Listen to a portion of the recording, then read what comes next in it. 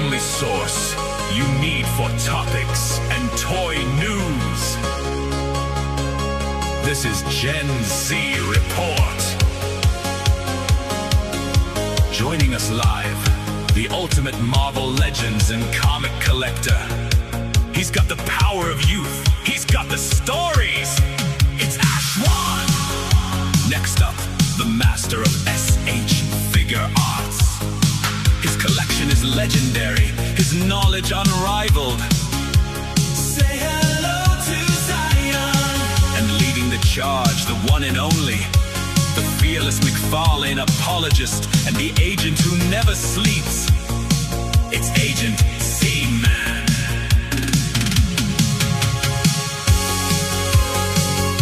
The Gen Z Report. Your weekly dose of awesome starts now.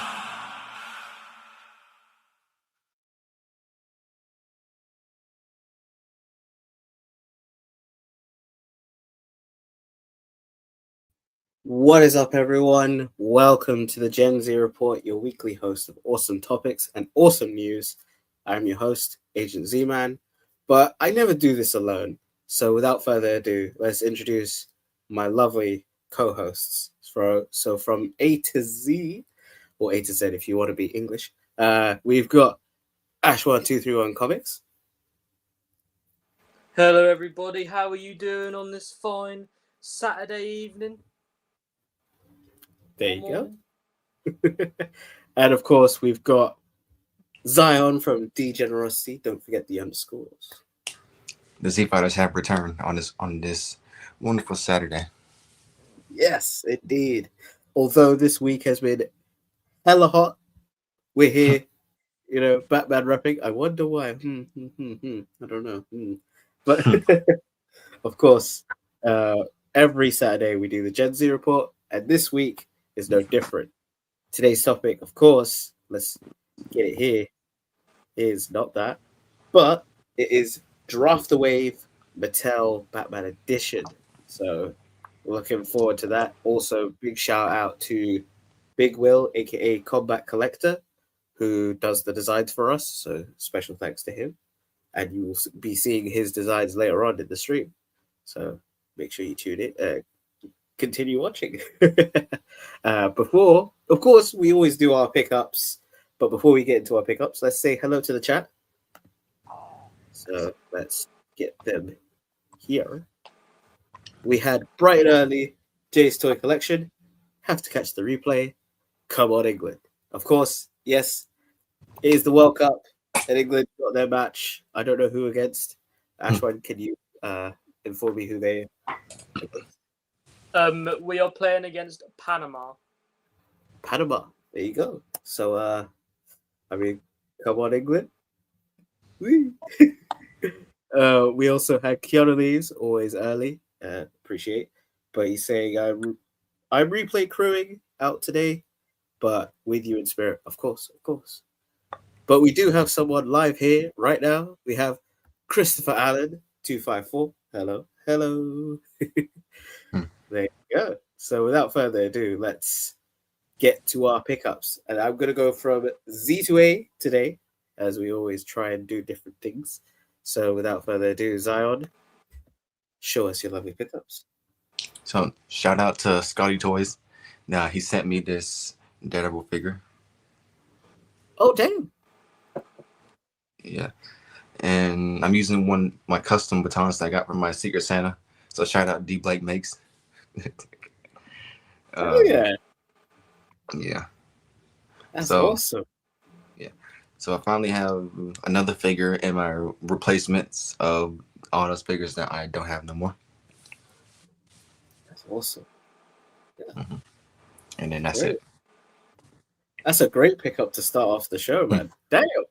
I'm jealous. I have the old Daredevil from the 3-pack, but that new one has been tempting just because how he looks. So, especially now with your custom, bendy wire from D Blade Makes. Damn. That's all I can say. Damn. I'm having a bunch of fun already with this figure. That's good. But thank you, Zion, for your amazing pickup. And now we have to bring Ashwan 231 Comics. Ashwan, what you got? What monstrous, crazy amount of stuff do you have to show the lovely people? Well, of course, clues the name comics. But before we get into comics, I have some figures, people. It may not seem like I do, but there's a couple behind me. But this week I do have some figures, so I'll show them off. I'll start from worst to best. Not that I think that the figures are bad, but you'll get where I'm coming from when I go through the list, kind of. My first two pickups, got them from Comics and Cocktails this week, is Ermac and Johnny Cage, part of the McFarlane Mortal Kombat Classic line. Damn. So, adding that to the Mortal Kombat shelf. No matter what you say about, like, even though I know that McFarlane do make odd figures, even though I'm buying them, so I can't really, like, go against that argument or, like, really say anything. But it's more so for the IP than the actual figures, so kind of thing. So if another company do make Mortal Kombat figures down the line, then I will try and sell these, but I may just keep them anyways. Yeah. But happy to get Ermac and Johnny Cage. I know that, like, close to them two coming out, we also had Jade and Noob Saibot, but I'm pretty sure they were US exclusives. So hopefully, fingers crossed, we can get them somehow. But I still need to get a normal Scorpion, normal Sub-Zero and stuff, so they're not at the top of my priority list at the moment, because I've got the Scorpion Raiden 2-pack, and of course they're in two different looks. But happy to add them two to the Mortal Kombat shelf, kind of. Yeah. But getting into Legends, of course, this is the main thing I collect, if you can kind of see behind me. But you know that already. But, of course, worst to best. And even though a lot of people were joking around about this figure, I just liked it. My dad bought me it, so I had a bit of sentimental value, and I just find it really funny. I got the Lovely 3000 Iron Man, so Damn. got the Iron Man, pretty cool. And shout out to Dan Who, because I know that I was talking to him, and he's gonna print me a little Hall of Armor bit, so I'll have him in a little thing. But at the moment, I've had him, like, hanging around with Hellfire Hank, because I think they'd get along very well. And so I've had them hanging about, and Hellfire Hank's been teaching him how to play the saxophone, and so yeah. But of course, save the best for last with the figures. And even though the 2-pack as a whole is not the best, one figure out of the two is the best, so if you know where I'm going with this. But from worst to best, we got an amazing little dragon. Like you're basically just paying for Lockheed at this point. I don't know what this is, but it's just this in general. Like, this is worth the however much price in general. But all jokes aside, of course, I have Lockheed and Kitty Pryde. I know there's some people that I know of that don't really like this woman that much, and so I'll quickly just whiz past her and go to the main attraction, which is my metal Russian man, Colossus. The metal Russian brute, Colossus. Honestly, like, I haven't, like, really put him in too many poses, but, like, on the unboxing stream on Wednesday or Thursday, I was, like, messing around with him and Juggernaut, and I may put him in some sort of pose where Juggernaut's running, and then I may set it up where, like, he's basically, like, pinned up against a sentinel. So I may do something with that. But like, everything aside though, like, I had, so Colossus wise, the only Colossus I've had before in my collection was the Warlock one, the Warlock Builder figure one, and then I got rid of that. And of course I weren't able to get the 2-pack one just because aftermarket prices, and I weren't really that into Legends at the time, and so that skyrocketed up. So happy to have this. I don't know whether I'm going to go astonishing with this or just have this as my Colossus, because I've been brainstorming ideas for certain shelves, but of course money is the main problem. And like, I have so many ideas in my head, but of course I wouldn't be able to actually physically buy all the things that are in my head. But if not, it's a good placeholder for any Colossus, even though of course it's meant to be astonishing. But like I may get 2 later down the line and just have another Colossus. But that's it for figures, and then on to comics. I'm gonna show something off that you lot might find a bit weird, and you might not know what it is, but I'll explain it. But let me just say that even though Robert Downey Jr. got cast as Doctor Doom, I think I'm Doctor Doom secretly. So just like picture that in your head. Like I think this is the real Doctor Doom, people. It's me. I'm sorry, I shouldn't have revealed it. I should have kept it for Secret Wars, but it's me. So yeah. The best Doom. All jokes Best aside, Doom. this is what's it called? It's a Doom mask. It's just a little like mask that you just strap up around the back. And if you're wondering where I got this, Marvel recently, I think it was either a couple weeks ago now, they had 616 Day. And so 616 Day to celebrate Earth 616, of course, the main Marvel universe. And they had a Doom blind bag, and within it you got a mask. You also got you got Doom Quest issue 1, so recent Doom Quest issue. But one thing what's really cool is it's exclusive to the blind bag, so you can get 2 variants of this, like front cover variants. But on the inside of every one of them, it's black and white. Every blind bag you buy, on the inside it's going to be black and white of this comic. So a pretty cool thing. Of course, like don't have Doom Quest, so I did kind of buy it because of that. But of course, if you know me by now and know of my YouTube, then I'm very addicted to blind bags. Hence why you may have seen recently, but I bought 4 of mask blind bags, the GI Joe kind of thing, or like the toy line mask. They had blind bags recently. I bought 4, got 2 of the same covers twice. So I got 2 issue 1s and 2 issue 2s, but managed to sort out a deal with Rich at Displayed Once, and I got basically just I gave it to him because they do a program where basically other people have done it before, but they do a blind bag for issue 1, but you can get issue 2 in there, which realistically is a month away. Issue 2's not even out yet. It comes out in like next week or the week after.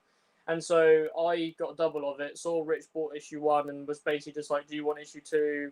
We talked over a price, and now he's got it. And I have read issue 1 and 2, and I will say I don't really know what the hell's going on with it because I don't know Mask too well, but it was very cool.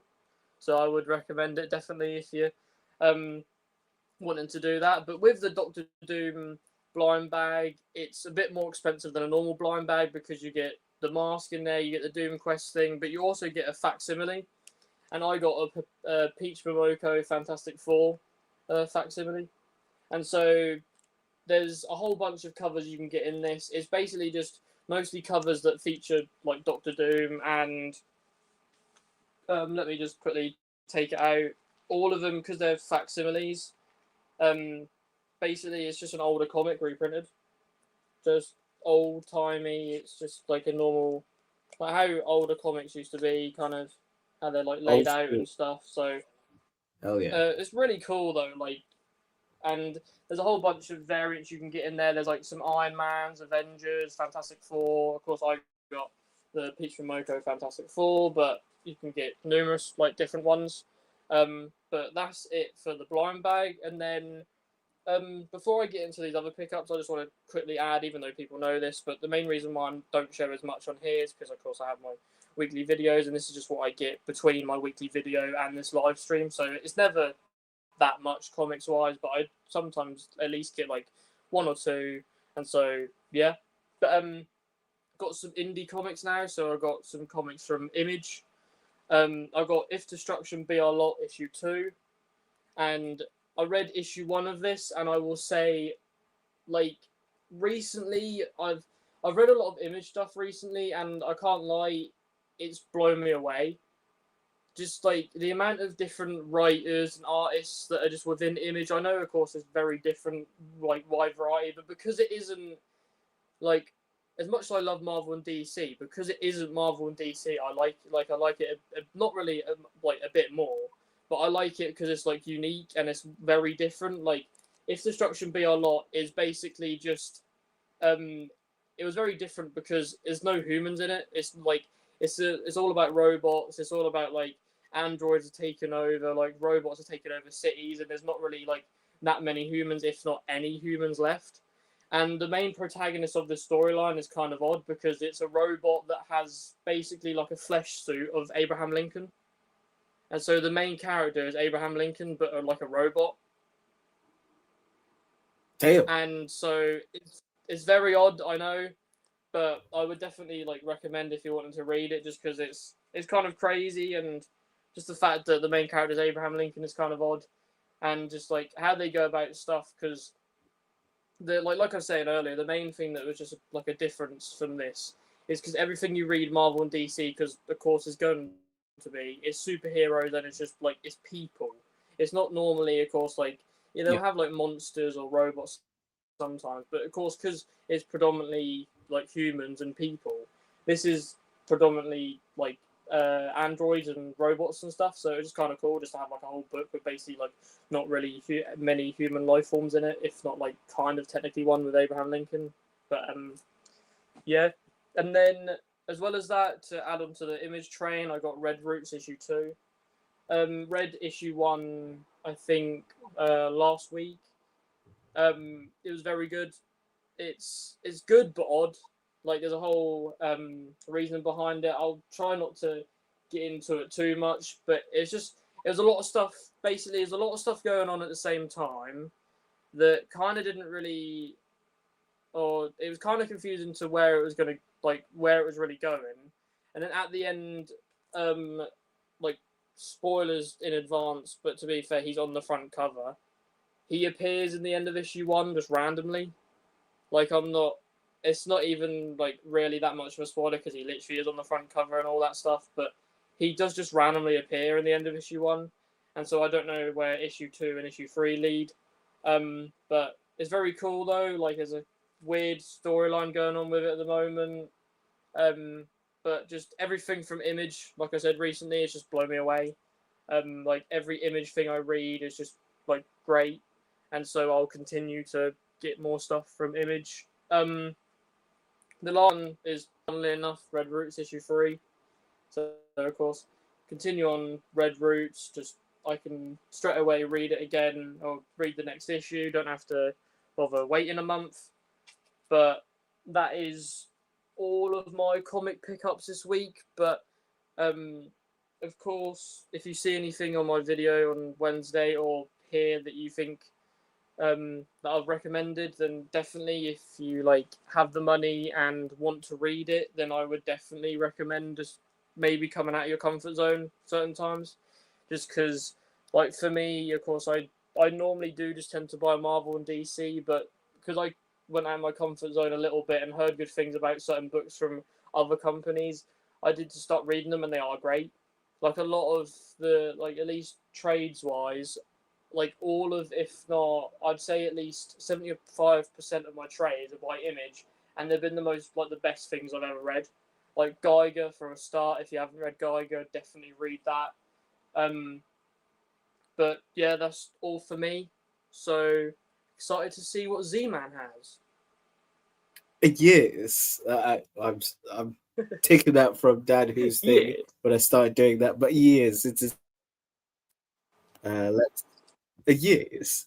So I don't have that many things, but I do have some pickups. Of course, I'm going to start off with something, as you've known, I've been slowly collecting, but more so it's become chaos because I'm not sticking to a faction anymore.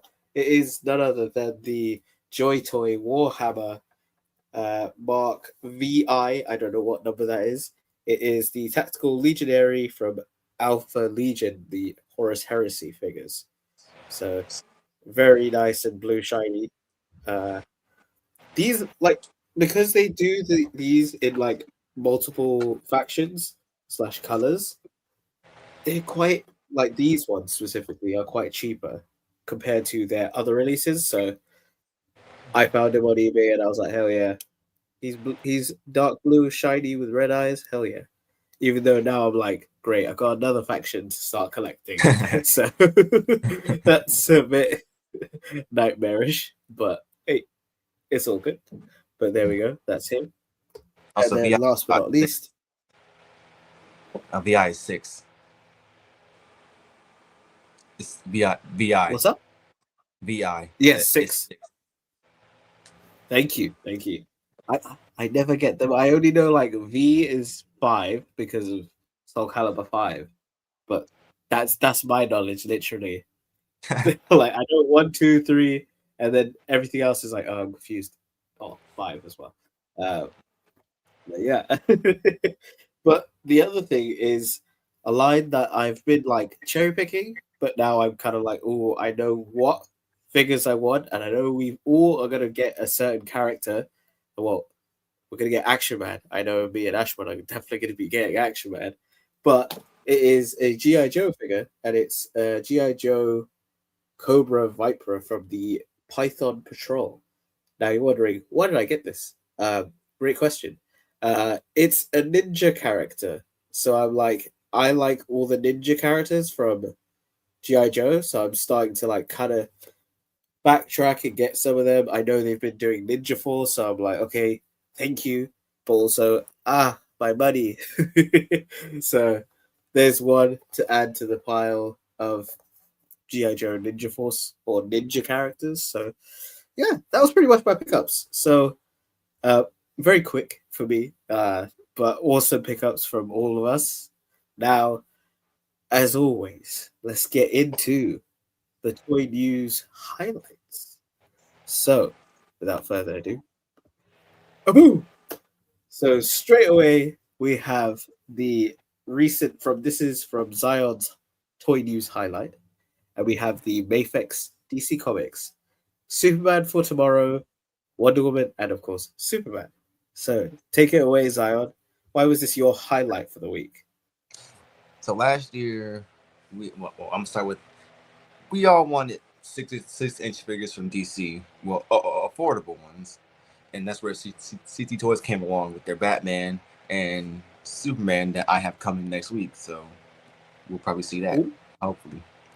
And I know Mattel's doing their DC line, but if you already have Batman and Superman, even like Mafex and like CT Toys, we should get Wonder Woman. So last year, when I think it was SDCC, when they revealed like the prototypes for both Kal-El and Wonder Woman, I was like, finally,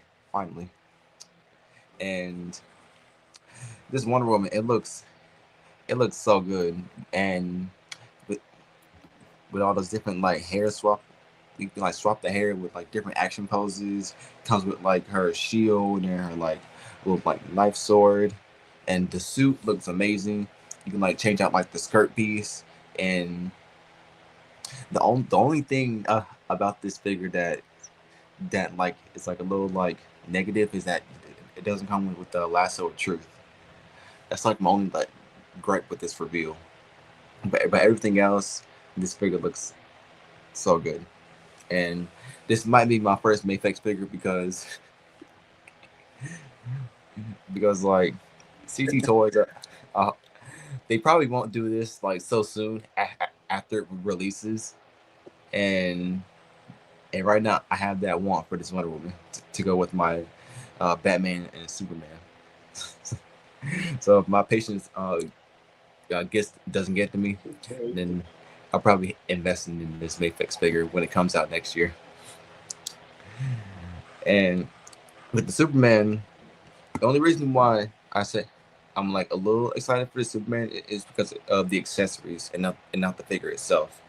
Because it's basically the same as the Hush Superman, and this new one comes with like more accessories. Like it comes with that like the eagle base, similar to the Batman, but it's Superman from that cover, and it comes with like some more like heads, like the heat vision, and some more angry heads. So hopefully I can like try to like find those like accessories just like loose out of your package, and not along with the figure, so I can like enhance that So I can like have this along with my Batman without actually having to buy the figure itself. Because like we didn't get Yeah, like the only awesome. So we got from obviously, oh, oh yeah, sorry. sorry.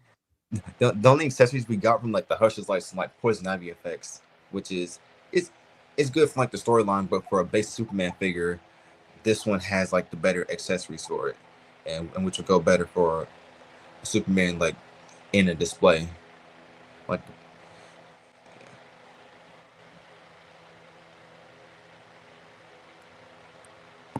Oh yeah, like like the laser eye. yeah, Yeah. the heat vision looks so good. Oh yeah, because yeah, as someone who has that Mafex Hush Superman, yeah, he just comes with like the red eyes and the Hush, the poison ivy effects, and I'm like, it's good because he has a normal regular face, but obviously, one of the things that the CT Toys one will have is a smiling face. This figure seems like it doesn't have a smiling face, which is fine, but I'm glad it's given other head options rather than just like a specific one to a story. So that's pretty Mm-hmm. good. So if you haven't seen, it comes with this gargoyle, so I kind of like that, that to recreate that panel, then the laser effects. Definitely, they've painted the neck area. I know initially I thought on Dan Who's streams, on his extra stream. So by the way, make sure you become a member and subscribe to Dan Who, because you get some awesome kind of like fun little extra streams, as well as Legends and Liquor, which will be happening tomorrow. But we were talking about this Superman, how the neck area, as well as we were talking about a recap. Wonder Woman, like you said, different hair choices, capes. I wish the hair was removable so you could put it on different, like on the different faces, rather than it being just different heads that have the different hairstyles.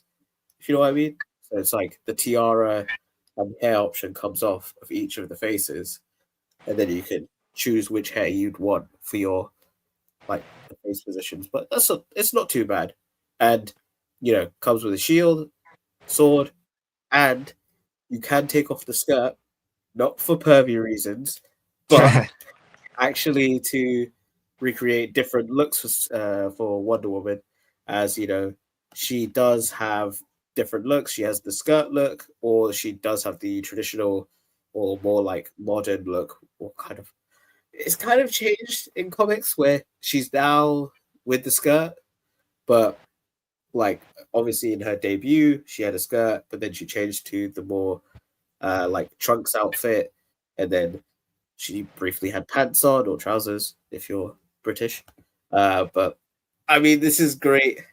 What a great highlight, Zion. I am tempted on the Wonder Woman, but that's it. The Superman. I've got my Superman. I was kind of disappointed about the color of the suit, because one of the prototypes was like a darker blue, but it's okay.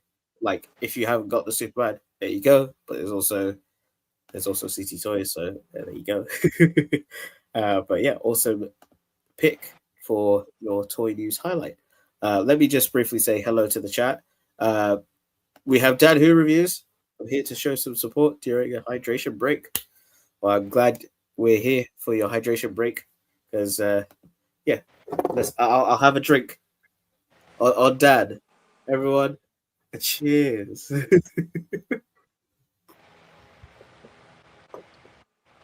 Oh, this is so warm. The water's become like kind of lukewarm. Ugh. But anyway, uh, thank you, Zion, for this toy news highlight. So now we go on to the next one, which is, I think a lot of us will be very interested in this. So this was actually Ashwan's toy news highlight, but kind of like we all share an invested interest in this.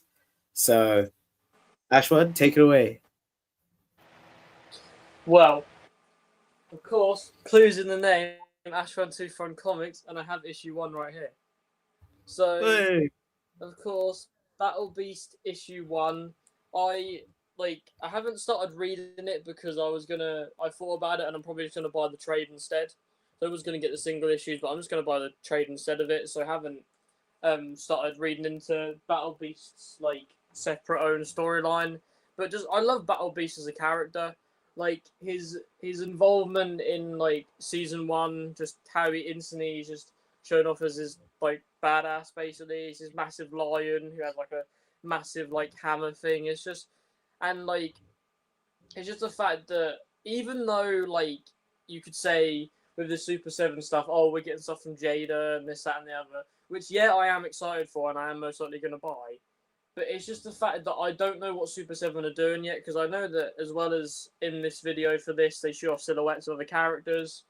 But it's kind of annoying at the moment because a lot of people have got the Invincible like slogan or the Invincible like name for a lot of products, but they're making very different stuff. Like some people are making comic stuff, some people are making the Amazon Prime TV show stuff. Some people are making this is definitely meant to be to do with the comic. And so like this was just my pick of the week just because I didn't expect it. It came out of nowhere. Like of course people were sharing it within our group chats. And it like blew me away, even though of course like it looks very good for what it is. It's just I've never bought any Super 7, so I don't know like pricing wise whether this will be like expensive or not, but I know that they tend to be a bit more pricier.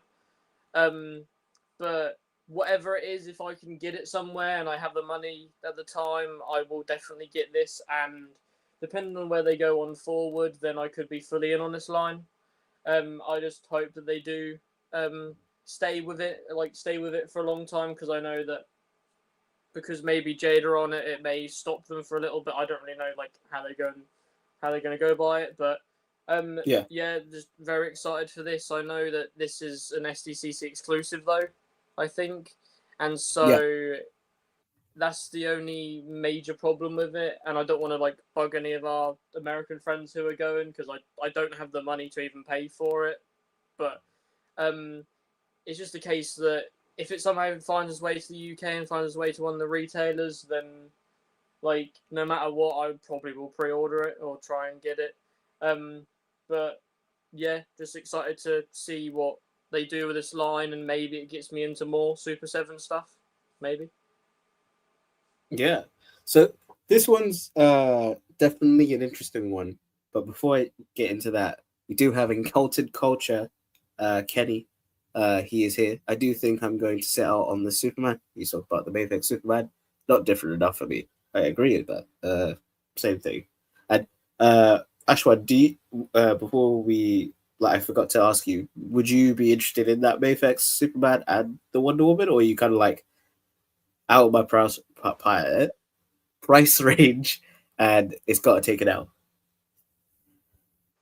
Well, it was one part of the side of the conversation, and then something changed.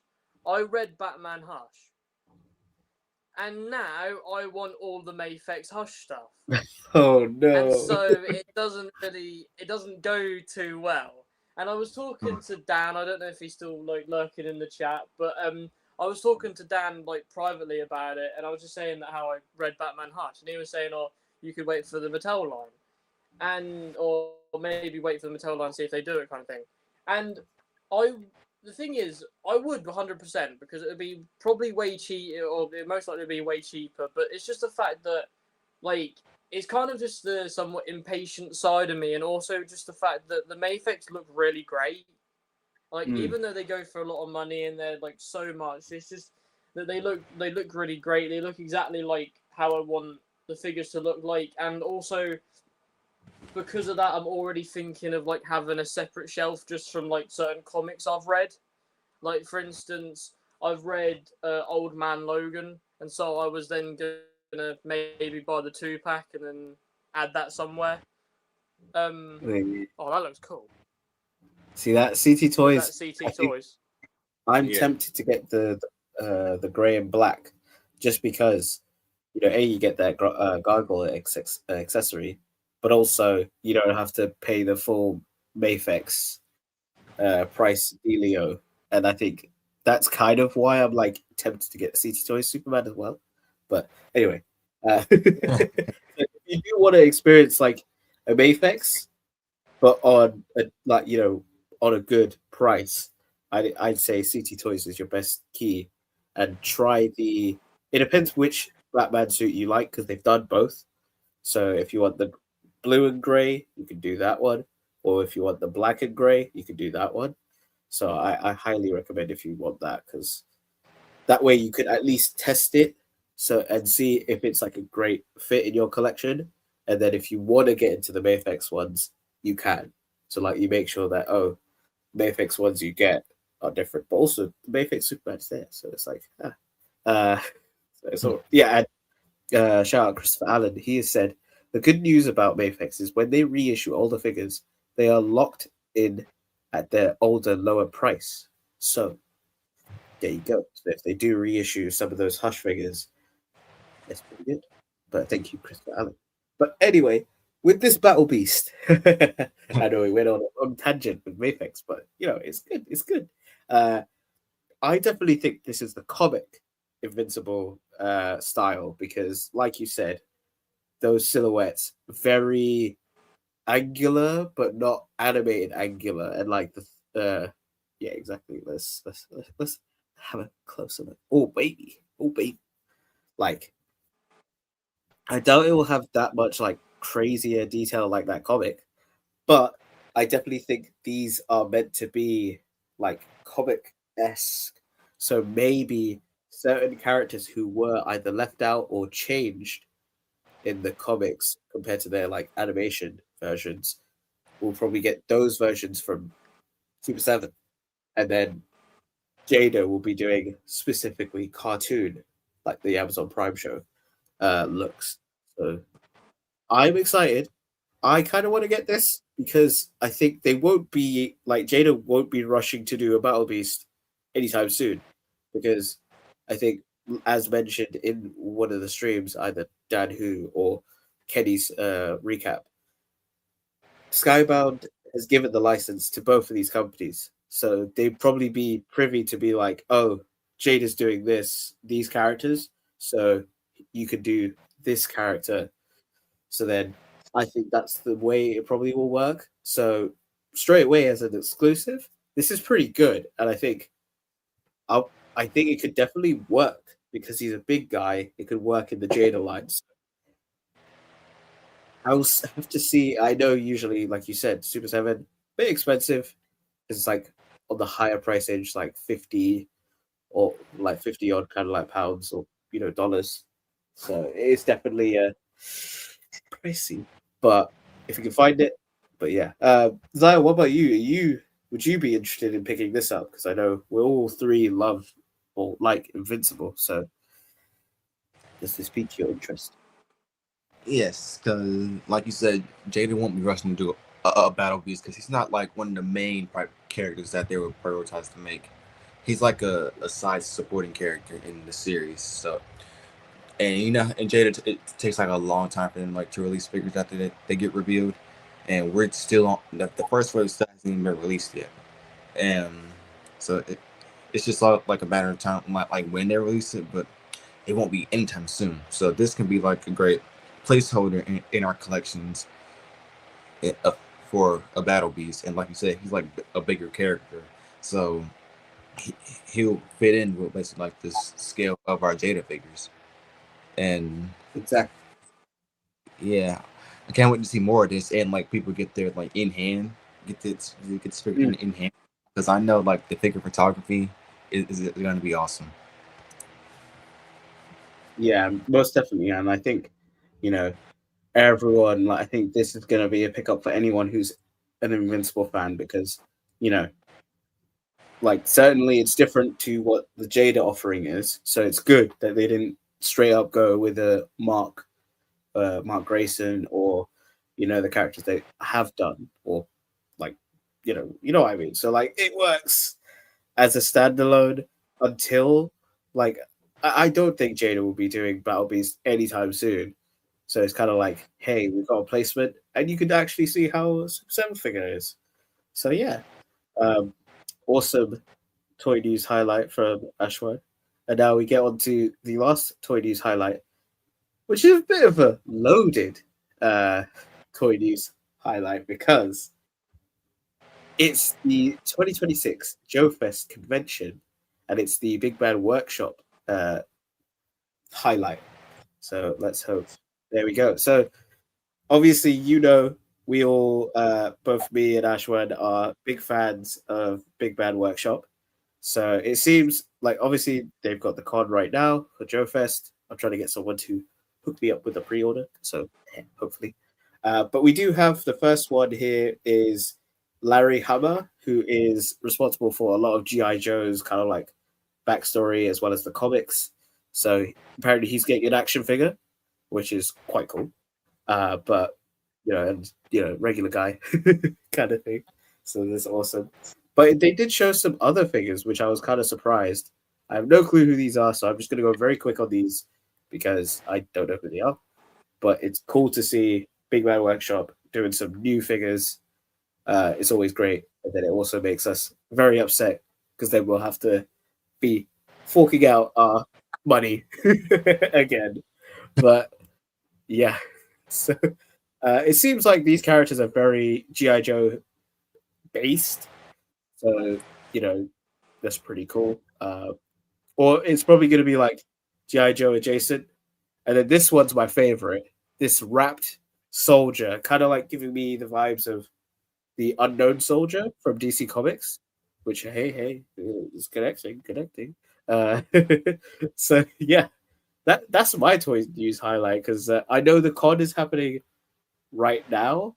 So there will still be reveals as this week goes, or like today and then tomorrow as well. So, but yeah, because I know there's like Savage, Crucible, other companies there, so we'll probably work back next week and talk about those if anything looks amazing. But any of these interest you, or are these just generic soldiers that are like, eh?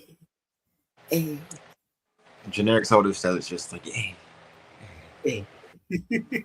Or they take this L. There you go. What about you, Ashwan? I know you've got now one Operation Monster Force figure. Do you think any of these I think what do you think of these reveals so far? I know there's going to be others. So. Like for me, even though I haven't, so I've got Chatsworth, but he isn't a normal sized Monster Force or just Big Bad Workshop figure in general. Like I haven't got a normal sized one yet, and so of course I'll be able to determine more so when I actually get a normal one because I've got 2 pre-orders on normal people. But it's just a case of everything they make just entices me just because the figures look really great. What you and other people within the chat say about them when you get them.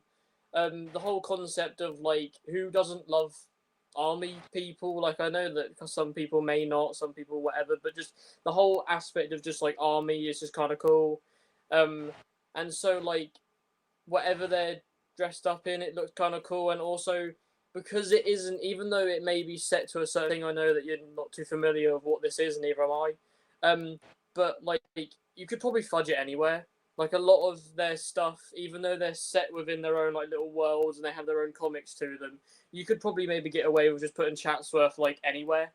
I know Chatsworth is a bit different, but if you just strip Chatsworth down, you could just do whatever with him, kind of thing. And so that's kind of one of the things with these figures. You can just do whatever you want. Of course, I've seen some of course you show off that person that got a figure as well. And so that's kind of cool that they're doing that because then hopefully that leads into other people that are to do with this line or to do with inspiration for the line, just to show a little bit of love to them. Because if it weren't for them, then of course we wouldn't have probably these figures. And so it's good to see that this guy got a figure because of course made the stuff. But it's just I probably won't get it because I don't really I don't know of him that well enough to Yeah. get it, and also like it's the main thing as well of like because it's the same thing with the Stanley Marvel Legend. I want to get that at some point, but it's just Yeah. gonna look like really funny just on a shelf. Like randomly, I just got Yeah, like the yeah. Avengers and Stan Lee's in the corner or something, which is it would look kind of cool, but like, and also it's kind of cool like if he was at the front of it and kind of like pointing at it, like look what I made kind of thing. But Yeah. Like the meme, like or every like I was saying though, everything that they make is phenomenal. yeah. Like everything that I've seen from Big Bad Workshop is just it's phenomenal, and I am happy to give them as much money as they need to keep giving me figures. To be honest, because like even I saw a video. I think one of you lot sent it in one of the chats, or I just randomly saw it because I follow them. But I saw like their booth at Joe Fest, and the amount of Crimson Moon stuff they had, I was very jealous because we can't really get it that much here in the UK because we have to order it through Big Bad Workshop if not, or Big Bad Toy Store if not. And like I haven't used Big Bad Toy Store just yet, but they had so much Operation Monster Force. They had so much Crimson Moon stuff, and I was like, no, I want the Crimson Moon. I want a shelf of Crimson Moon, but I can't get it. But Hopefully soon. Hopefully soon. We get a bit lucky, and like hopefully I can get some Crimson Moon by the end of this year, if not going into 2027. Yeah. But yeah, excited to see what else they show off because, like you said, they're going to be here or going to be doing it for the rest of the week. So hopefully we get some more cool stuff. But like, great pick from you because it's got me intrigued and got me maybe spending some money. So yes. But yeah, what about you, Zion? I know, like, you haven't, like, I haven't caught you in the bug of Operation Monster Force of that and like Big Bad Workshop stuff. But does this like seeing these like interest you, or kind of like you said before, yeah, generic soldiers? Meh. It's not that it doesn't interest me. It's just that like, I'm just not like into it. Yeah, no, that's totally fine. That's totally fine. Because you know, it's not everyone's cup of tea, the whole military stuff. Because you know, I don't usually go for it, but like for me, it's like in my mind, the Operation Monster Force is like it's kind of mythical and you know, not mythical legions, but like, well, kind of because it's like monsters, but you mix it with military, so it's kind of giving me like League of Extraordinary Men kind of vibes. So I'm like, I like that, like it for that, but it's like how I haven't got any of the kind of like generic soldiers that they have in Operation Monster Force, like the kind of like zombie force, although I like zombies. But it's just like, those aren't on my priority list yet. But Yeah. anyway. Yeah, exactly. The only military stuff that I collect is like the old G.I. Joes that have mint box. Yeah. Yeah, because like I know like I kind of want to get an O-ring figure, like a old G.I. Joe figure, but I just don't know who. I'm kind of thinking of Budo or maybe like a ninja character because I think that's just the one. So I will go towards. But you know, Like these. let's see. Oh wow, that's like that's kind of like Action Man for us because when it was brought to us in the UK, it was called Action Man. Yeah, that's the big size. Yeah, I have like 5 of them, so 5 out of 10 mint box. Yeah, that's sick. Yeah. So those were the toy news highlights. I did want before we get into our topic of the day. So shout out to let me remove that and then shout out to Combat Collector, aka Big Will. So today's topic is Draft a Wave Mattel, but it's Batman edition. So obviously with the Mattel line, you know, like we'll soon see stuff maybe by the end of this year for the more adult collector line, but even then, still the DC core / premier line has been really good. I've got the Joker, got the Robin cycle with Robin. and I'm like, I'm enjoying it. Good fun, good figures. I know I've tempted others to get the Flash, and some other characters, but I know everyone's probably waiting for the adult line. But I think this list for our draft the wave, I kind of think it works for the adult, but also to the. But without further ado, before we get, I did want to shout out Collecting Rush, because as I was doing the whole, social media stuff of like promoting the show, he made his own kind of like list, but he had his own wish list. So shout out Collecting Rush, and he did it in color themes. So like, black/gray. Yes, did I hear my name? Yes, Collecting Rush. You did hear your name. I wanted to shout you out because you do awesome lists. So everyone, make sure you. Yeah. I wish I had themes. No, I'm joking. That's Kenny's thing. I want to keep that.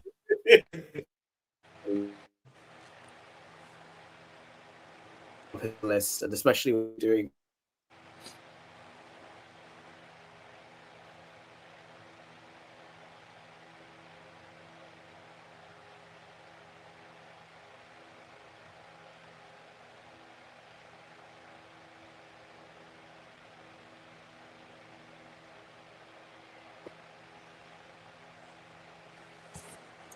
Did we lose him? I hope Z-Man's good. He just. It was kind of creepy, to be honest. So I'm like, Wally West Flash. Yeah, there you go. I love Wally West Flash. Hell yeah. You got Azrael, which I'm hoping, because we now got a Nightfall film and they showed this look, I'm like, please. Azrael figure, all of his look, not just this one. All of it. Anyway, you got Wonder Woman, Red Tornado, Harley Quinn, Hush, and then Hal Jordan for Green Arrow, Martian Manhunter, the Riddler, Poison Ivy, and Metallo. And I love this version of Metallo. I don't like the modern one where he's like green and yellow and red, and he's got like a weird look. I prefer it's when like it's the half human, half robe, like cyber kind of character look. Because like, you got the face, the skin, and then you got like it coming off, and you got the robot anyway. And then Team Yellow, Hawkman, Sinestro, the Cheetah, Aquaman, Firestorm, Reverse Flash. I know you'd love that. Oh, it's Gold Wave. My mistake. I'm looking through it now, but I know Zion, you'd be happy for Reverse Flash. Yes. Then we have Purple Wave, Joker, Huntress, Star Sapphire, Lex Luthor. I kind of would go for green, but he's got purple. Ocean Master, Zatanna. Oh, these are awesome wishlist waves, and if any of them were done, I'd be happy. Do you guys agree with that? Like, any of these characters, if they were done by Mattel, would you be happy? Or is there one character you're like specifically like, yes, just straight away? Can we see the first two, because you froze on the stream for the first two waves? Right. Okay, yeah. So first two were blue, which was Superman, Blue Beetle, Deathstroke, Mr. Freeze, Power Girl, and Nightwing. And then the second one, which was the Black Wave, which is Batman, Black Lightning, Black Canary, Silver Banshee, Black Hand, and Lobo. And then the rest. There you go. Team Red. Then you got Team Green. Then you got Team Gold. Then you got, last but not least, Team Purple. So, there you go. Oh, I did crash for 2 minutes. I do apologize. I don't know. I think Instagram wasn't happy with me for sharing. There you go. So I hope everyone saw all of them. But you saw all the waves now, Zion and Ashwan? Yeah. Perfect. Okay. But shout out Collective Rush. Everyone go follow him on Insta and also subscribe to his YouTube channel because I know he has a YouTube channel. So make sure you go check that. But without further ado, let's get to our picks for Draft Away. And we're going to start off with Zion. Zion, take it away. So for my wave, I wanted to do something like a little like not out there, but like a good pick. And I'm trying to think of like one equivalent from like Legends to DC. So I was like contemplating between like the '90s show and the Batman Arkham. And I also chose like Batman Arkham because I have more of an attachment to that game series, and I would love like Mattel to like tackle that line and those looks from the Batman Arkham games, especially because like Kevin Conroy as Batman is just like so iconic, and he's probably like the main voice of Batman that like you hear when I think of Batman or like reading comics. He's like that main voice. Rest in peace to Kevin Conroy too, and this Batman design is like it's pretty good with like his it's like that classic black and gray with like some extra like padding because it's like to make it more like realistic, and this Batman has like a bunch of like gadgets too, so you can like pack in like a whole different bunch of like accessories for this Batman. And yeah, and we can also get like a battle damage version of this because like throughout the game the suit like tears and you get like wear and tear and like battle damage and like some like blood effects, which they probably won't do, but hopefully. Yeah. I think seeing the kid line or the basic line where it comes with so many accessories, I'd be shocked if the collector line didn't include accessories like the explosive gel gun, the obviously a bat and like a bat claw. What other accessories would you include, Zion, for Batman? Yeah, like, I'm trying to think back to the game because like he has like a whole like wheel full of like accessories. Yeah, he had the gel, the batarangs, the claw, the grappling hook, and any of those like accessories on the wheel. Like it's hard to remember all of them. Yeah, no, that's perfectly fine. So so obviously shout out to Big Will Combat Collector for doing these designs. So he's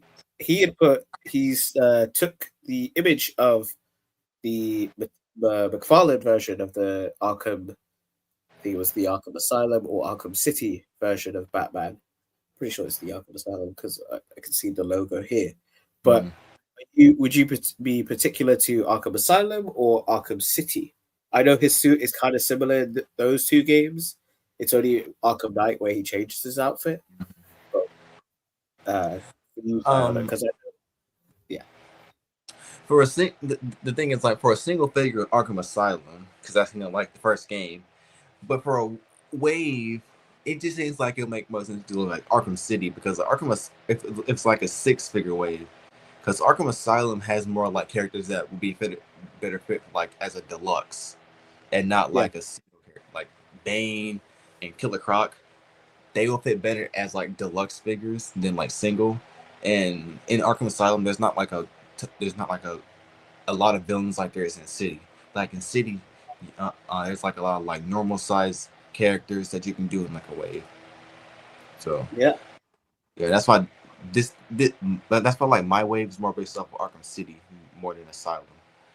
Yes, and so now because we'll go through the wave and then we'll give our thoughts and who our favorite character of this pick of the wave is. But as we go from Batman, go to Catwoman. And now this one does say Arkham City because obviously I think she appeared in Arkham City. So there you go, got Catwoman. Selena Kyle. Now, there obviously has to be like a female figure in this wave, and I was kind of who to choose for that female figure, and yeah, we could have got Harley Quinn, but Catwoman is like the second main character of Arkham City because you play as Catwoman for like half of the story, and she'll be like a great pick for like a figure too because she's more like not athletic but like more like agile than Batman. More like she can do like a bunch of like those like Black Widow, Spider-Man type poses, and you can have like a bunch of fun with it with the articulation and some of her accessories like her little like whip. Hopefully, if this turns out to be true, it can be bendy wire, but it's probably reaching. I mean, so far, I mean, the sky's the limit. This is Draft the Wave, so you can put anything in here. So, Yes. yes, we agree. Bendy wire whip. Yeah. And then I forgot to say about the Batman. We can get like a cloth. We know that Mattel's doing like cloth wire capes for that Batman, and not like a hardwire cape. So, and this Batman is like deserving of a cloth wire cape because like a hardwire cape is gonna like limited like the poses, especially how like big Batman's cape is. So and you want to do shots of him like gliding because you know that's one of the ways of traversal in the game. So it's like, hello, can we get a Batman who can just glide? Yes. So yeah, so we got Batman, then Catwoman, like you said. I think, and especially with Mattel, I'm sure they would make the goggles in a separate like accessory piece, so you could actually toggle it rather than this McFarlane one, because obviously this is the latest one that has been done in figure form. She didn't have the goggles be able to move, so it's an L for McFarlane. I think that's going to be the big theme of McFarlane here. So from Catwoman, we have Mr. Freeze. Victor Freeze. Now, Mr. Freeze is one of like the best boss fights in Arkham City, and he's one of like the best villain in that game. And just like I said about Batman, the sky's the limit with the like different accessories. They can have like different like ice effects and like this design just looks, it's amazing. Like this is like the best like 3D rendered Mr. Freeze design that we have that's not like animated or anything. And Mr. Freeze, he was a good character, both a good character and a good villain in the game. And this would be like a good like figure because it looks very toyetic with this, like big like bulky design. I think like most definitely like in general, Mr. Freeze is very toyetic. I mean, they've already done him in the basic line in that pack, and it's like it's very cool indeed. So from Mr. Freeze, an enemy, but also kind of ally, if you think about it, we go to a straight up villain, Ra's al Ghul, or some people say Ra's al Ghul. I say Ra's, but what do you say, Zion? As in, like, how do you say it? I'm gonna lie, I switch back between both of them. Yeah. Like it just depends like how it just comes out, because sometimes like I'll say Ra's al Ghul, sometimes I'll say Ra's al Ghul. Like it's very like random. But fun fact about me, Ra's al Ghul is actually my favorite Batman villain. And interesting. Of course, I had to pick him in my draft away from my Batman, because we can't talk about like a superhero. We gotta talk about my favorite villain of that superhero. And Ra's al Ghul can open like a door like some like army builders with the League of Assassins, similar to like the Hand, where you can get like different like assassins in like a different like wave, or you can get like the same assassin and, and have like a and have like different accessories or like a build a figure piece.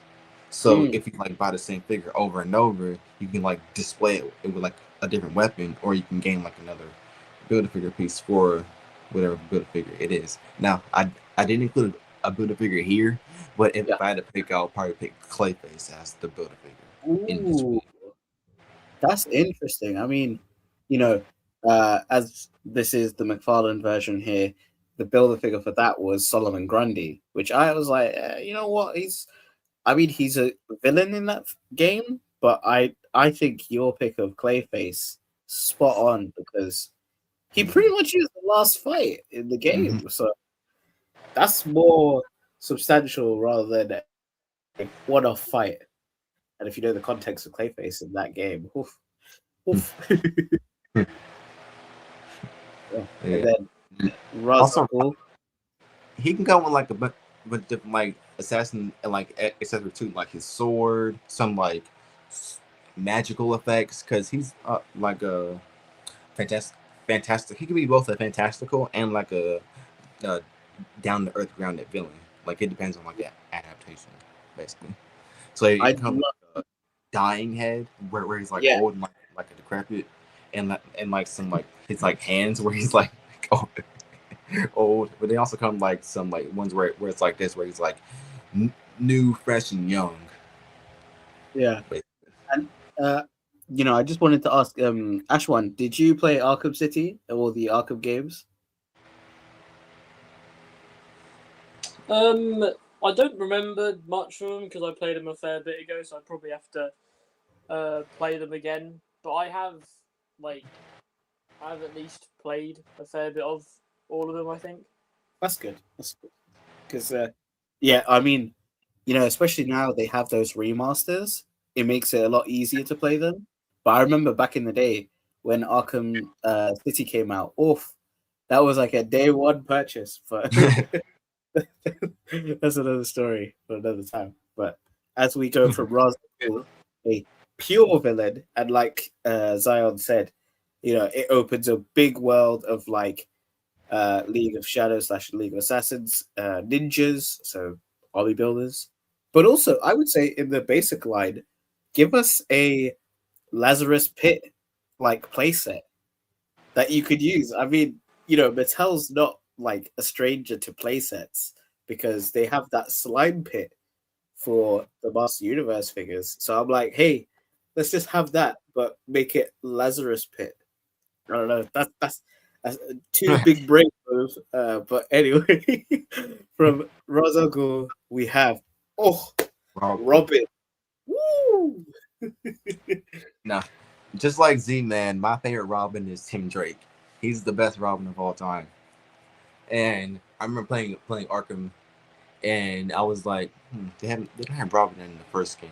They just have Oracle. So I wonder which one's Robin, because like the timeline, and we get to Arkham City, and then my boy Tim Drake appears, and I'm just like, yes, my goat right here. So I wanted to love a Tim Drake figure, any Tim Drake figure from Mattel.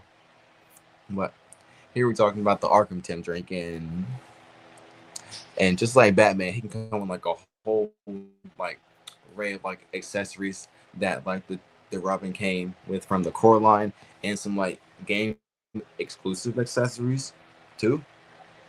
And like this design, like with like the hoodie, the cape, with like the classic like suit, it's just Yeah, it's so good. shout out Count Koganjun. I don't know if I pronounced it right. So what's up? And also, yes, Tim Drake, always great pick. But yeah, And then the staff too. Yeah. And hopefully you can take like you can like remove the hoodie, because like Ooh, he has it off in the Arkham Knight. that's true. But I think with Arkham's, one of the things that I find a bit, controversial for me is that Tim Drake in these games is bold. So it's definitely I remember like I had the DC collectibles one, and I took his hood off, and I was like, "No, this is wrong. This is wrong." And this is before Arkham Knight came out, and he like pretty much all his look was without the hood. So it's like, it's like the only thing of the Arkhamverse I'm confused about with Tim Drake is the fact that he's got no hair, and I'm like, he was the poster boy for the '90s, and he had that awesome black spiky hair. I'm like, how could you do this to me? How could you do this to Tim? But anyway, at least it's not a worse fate for Tim. That's for sure. And I might be foreshadowing something with that. Mm-hmm. Oh, by the way, it is John Zion. So shout out John. So from Tim Drake, we have your last and final figure for the wave. Of course, it had to be the Joker. Of course, you can't have Batman without having Joker, especially in the Arkham series, where Joker is basically like the main focus of every game. It kind of gets a little tedious having Joker be like the ultimate mastermind of like every Arkham game, but like, he's his arch enemy, so you can kind of get behind it. And Joker is especially this adaptation. It's just like so iconic because it's Mark Hamill. It's Luke Skywalker himself as Joker, and Mark Hamill is like so iconic playing the role of Joker. Like when, Heath Ledger, he's Joker, but Mark Hamill is like the voice. Like whenever you like think of Joker, you hear that laugh, and just his voice, and he looks the same in Arkham City and Asylum, but in Arkham City he's like dying from the Titan serum that he took in the Arkham Asylum. So this says for Arkham Asylum. So for Arkham Asylum, he can have like some like jail accessories, kind of similar to like the figure arts Ace in the One Piece line with like the little like chains. Or it can become like Titan formula, but it's like a little like vial. Ooh, really? And well, I would say like if they were able to, they could have a different head option to make,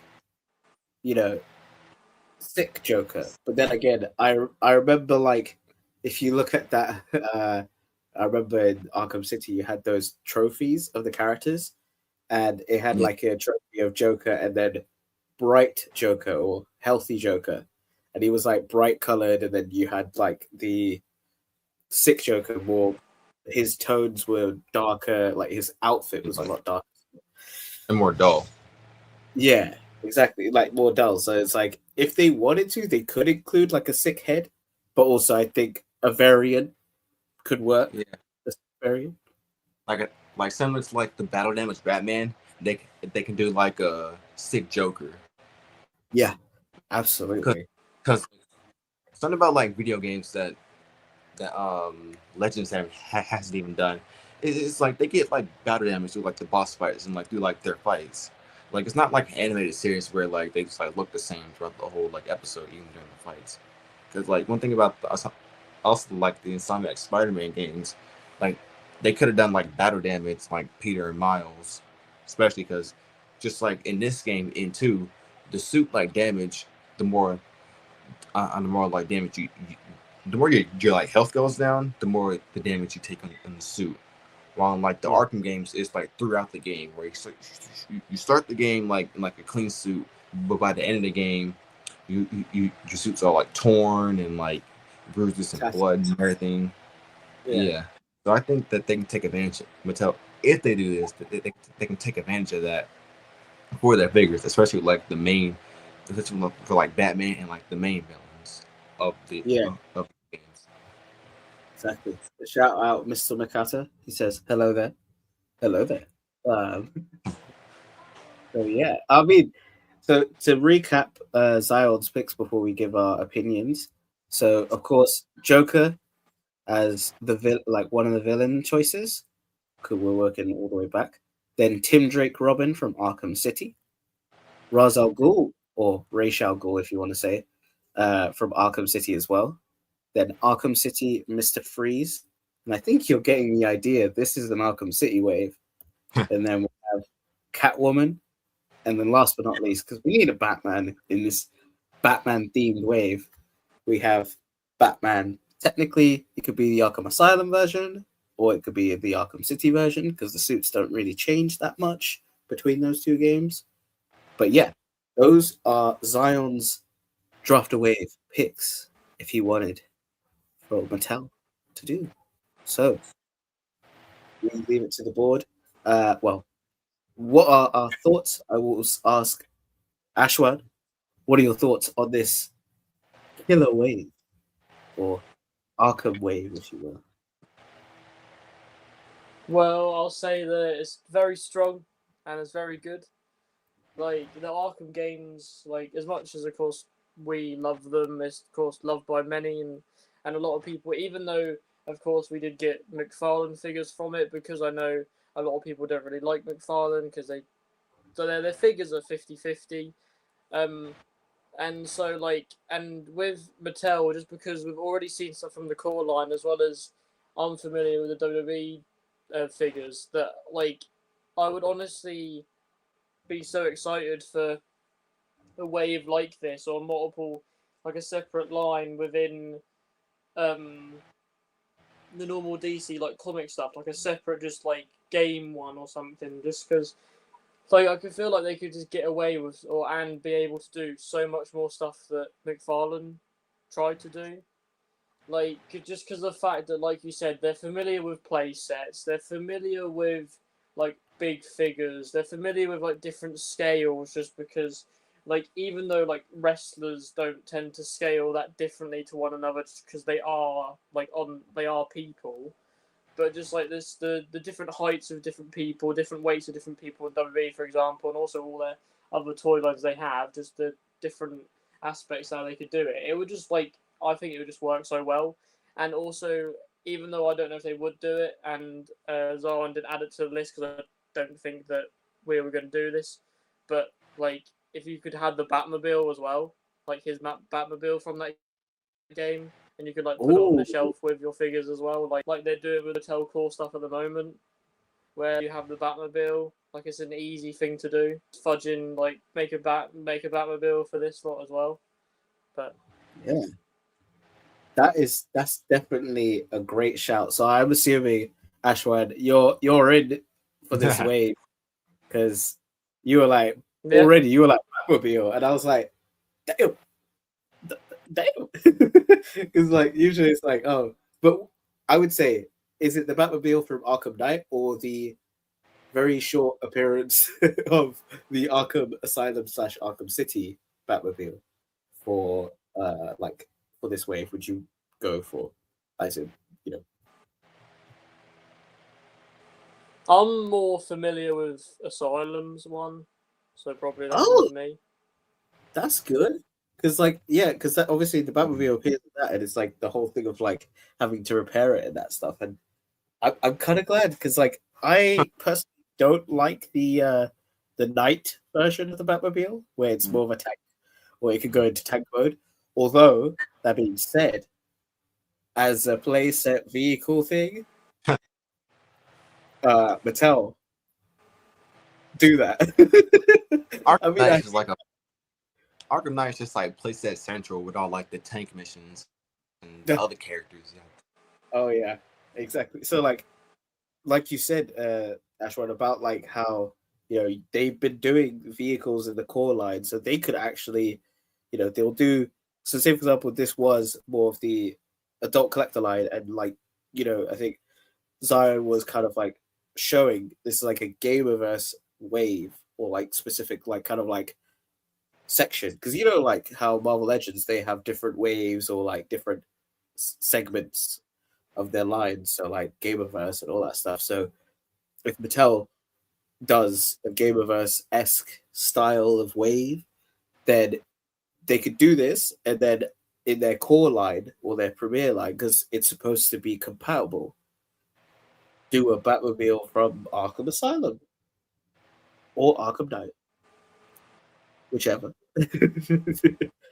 But yeah, yeah, exactly. uh, so Ashwan's in straight away. I am in for this because it's been a long thing of like Arkham figures. Like obviously, as mentioned before, DC Direct / DC Collectibles, they did them beforehand, and they were decent. I had the Tim Drake, but obviously they're not move. They can't move. It's more of like they're aesthetically pleasing, and then like in this picture, because shout out Big Will again, he used the Player Arts Kai version of Tim Drake Robin, which is very more stylistic and is a bit more posable, but it's also taller and more expensive, kind of thing. And then, of course, the latest figures that have been done is McFarlane ones, which they're okay. You definitely want more. There's definitely like more to be desired, but yeah, I think with Mattel, they would absolutely knock this wave, like straight away. So I'm in for it. Ashwan's in for it. I know Zion, you're in for it because this is your pick. But what about you, lovely people in the comments? Let us know in the comments below what you think. Is this an instant buy or is this an L? Don't try and put it like that. I don't think it's an L. None of us think this is an L. This is awesome. So thank you, Zion, for your awesome pick. Now we go on to Ashwan's pick. So let me get that set up. So there we go. Let's see if it shows up. Now, Ashwan, take it away. Well, so this is a recent comic book run that I'm reading. 2025 into 2026, still ongoing. It's ongoing at the moment. And so to start it off, this is a run by Matt Fraction and Jorge Jimenez. And basically they're on Batman at the moment, and I just thought I'd start it off with Alfred. Why would you not want an old butler man just to help you out kind of thing? Like, why would you not want Alfred? And also, like, even though he doesn't look that different in this comic run, it's just like the fact that like he's in it kind of thing. It's just like it'll get into the other picks, but just Alfred to start it off, like he brings up Batman. He's like one of the main reasons of how he is like now and what a man that Batman has become since of what happened when he was a kid. And like he's one of the most important parts to Batman's whole storyline. So if it weren't for Alfred, like Batman probably could have ended up worse than he did, kind of thing. And so, like I think for me personally, it's important just to have him in there. Like even though, like he shouldn't be the most posable figure because he's a guy in a suit. But like if it was the case that, because I know that Mattel, at least with the WWE stuff, they sometimes, or at least more recently, they've been working on like half soft goods, half plastic with the suits. It's really weird how they do their suits at the moment, and I know people are 50-50 with it. But like with this Alfred, I wouldn't mind maybe like a little like soft goods here and there, maybe just like the jacket soft goods, but then everything else is kind of just normal plastic. And then like with him, he could have his little dish. He could have like a little thing, maybe like he has a gadget or two, just in, like even though he's kind of trained, just in case maybe someone tries to start some stuff with him. Maybe he comes with like a little like accessory pack or something, and like maybe he comes with, just as a little funny thing, he comes with a little like duster. Comes with a little like duster accessory just so you can dust up the mansion. And like also one thing that I thought would be kind of cool, even though I don't think they would do it, is that like because Alfred, like you can pack like certain bits into them, but maybe you could pack like a certain thing from the mansion.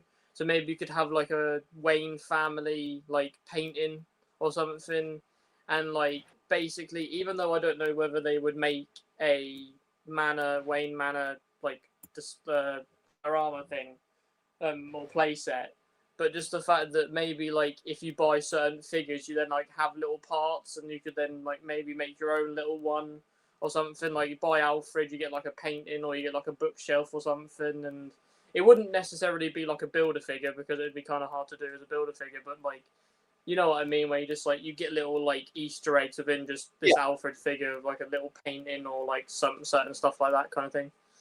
But yeah. And so you were talking about how, you know, you could include different things.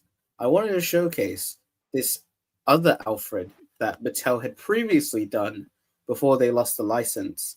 And I think you are like dead on the money of like what to include, what like should be included for this, because Mattel did do it before. So without further ado, I'll show this previous Mattel Alfred figure. So here we are. This is from their DC Multiverse line.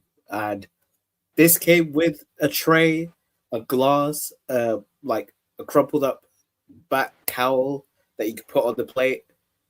It also came with different heads. So it came with like the Adam West Alfred head. It also came with the kind of like Batman Keaton / you know, Val Kilmer / George Clooney head portrait. But it also came with the Outsider, who is Earth 3's version of Alfred. So, like you were saying, they could include a lot of stuff that could be either you could make new characters with, or you could like include as like an accessory kind of thing. Because, you know, Alfred, like you said, he's just a guy in a suit. But you could include a lot with him. And I think you are dead on the money. Like, because Mattel's done it before. So, you know, they'd probably be like, okay, let's see how we could improve that. And here, this is the McFarlane version. They gave a duster, although that looks way too big to be a duster. So, you know, I think Alfred's a case of like, you could include a lot with him because he's not a superhero that should have a lot of accessories. So,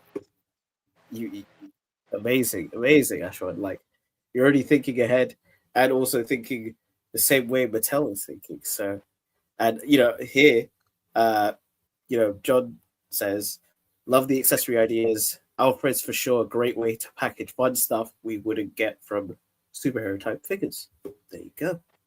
So from there, from the, you know, faithful, loyal Alfred, the butler, we go to Batman. It's, even though I love absolute Batman, just this Batman at the moment, just the costume, even though like a whole thing with Batman is he's meant to be stealthy, so why is he in blue? But he looks good in blue. Like, it suits the comic. Like, it's just his outfit in this, just it looks really cool. Like, the Batman logo is a bit different as well. It's a bit more like chunky, and it's just like you can't have a man wave with Batman. I know like you could maybe do it, but like just the design of how Jorge Jimenez and Matt Fraction do him within this series, like it's just they beat him and draw him so well. Like, it's just like the certain shots of just like his cape flowing, or like basically an aura shot of him like on a building or something. I know it sounds funny, but like it's just there's certain just comic panels that you just go through and you can, like, even though it's a comic, you can just feel the emotion within Batman. And like especially with the like some up and coming people that I have within the wave, that it's just like what he does as well, because like some early issues on, he's like having to, or Bruce at least, he's having to deal with like basically all of the Robins at the same, or if not two of the Robins at the same time. Like they're younger, but like he's having to like deal with them because one of them, I can't remember who exactly it is, but the youngest one is basically a little shit in this. Like he's very young and he's like Huh. basically Was just Bruce is getting really like pissed at him. Was it Damien? But Damien. I'd assume so. But Yeah. just, like it's just kind of funny as well just to see their like dynamic, because the whole thing with like this kind of Batman is because he's in like blue and grey. He doesn't like he does kind of like stealthy stuff, but because he's in like blue and grey, he looks more like, I don't know, just like vibrant, and so like he is going within the like shadows and stuff, but he's also just like, because he's out there, like a lot of people like of course tend to see him kind of thing, but he's still like, it's still very like awesome, and like even though like I said before, with the other Batman run out at the moment, Absolute Batman, which I would have done that as a whole wave, but I don't. They'd be kind of crazy scale wise. But like with this, because it's like a normal. As much as I love Absolute Batman, because this is a normal Batman, I love reading this, and like I may have mentioned it, but Batman is my favorite DC character. As much as I love other characters, it's just the whole fact that I don't know if it's just the kind of emo side of me, but Batman on the inside, I think, is like an emo kind of. Oh yeah. And like, especially when I watched Robert Pattinson, I instantly was just like, has he just come from like the 2000s or something? Has he just started listening to My Chemical Romance or something? Because like, it's just like when I think of like Batman, and when I just think of the character, like it's just he's a normal guy who's just rich, and like of course had this really sad backstory, so then kind of turned him on like how he become this like hero. But it's just the fact that like he's got like shit ton of money. He spent all the money just to like get trained up and basically just fight all like the bad people just to keep his city safe. And it's just like a nice, even though of course like depending on the Batman run, he does kill and he doesn't kind of thing. But within this, he doesn't like really go by the code of, or he goes by the code of not really killing. So he doesn't really like get into it. Yeah. But he's got like certain villains that he comes across, which we'll like get to, who are like kind of odd. Especially one of them that I know that you definitely seen because I sent you the picture. But Yeah.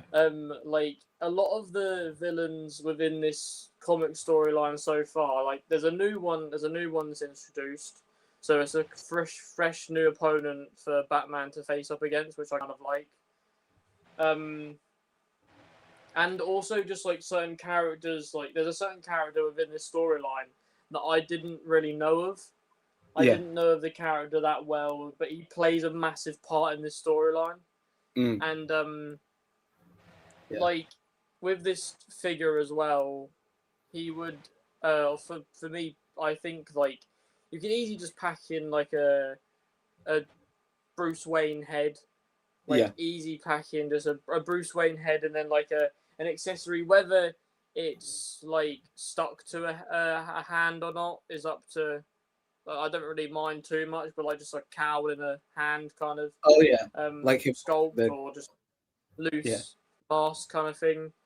And then like cape wise, just because I feel like I mean you could do it normal soft goods, but realistically like bendy wire is the way to go, and like big flowy cape for Batman, because like realistically you do need that for this kind of Batman because his cape is huge. Exactly. And so like especially like you need it, and of course he's got the gadget belt, so you can just shove him in a load of gadgets. But like I said with the Alfred before, whatever you don't get with Batman or these other figures in the wave, just shove him in with Alfred's pack. Yeah. Like it wouldn't bother me too much. Yeah. Exactly. But like I just wanted to quickly shout out Combat Collector, aka Big Will. Shout out. He does all these amazing graphics.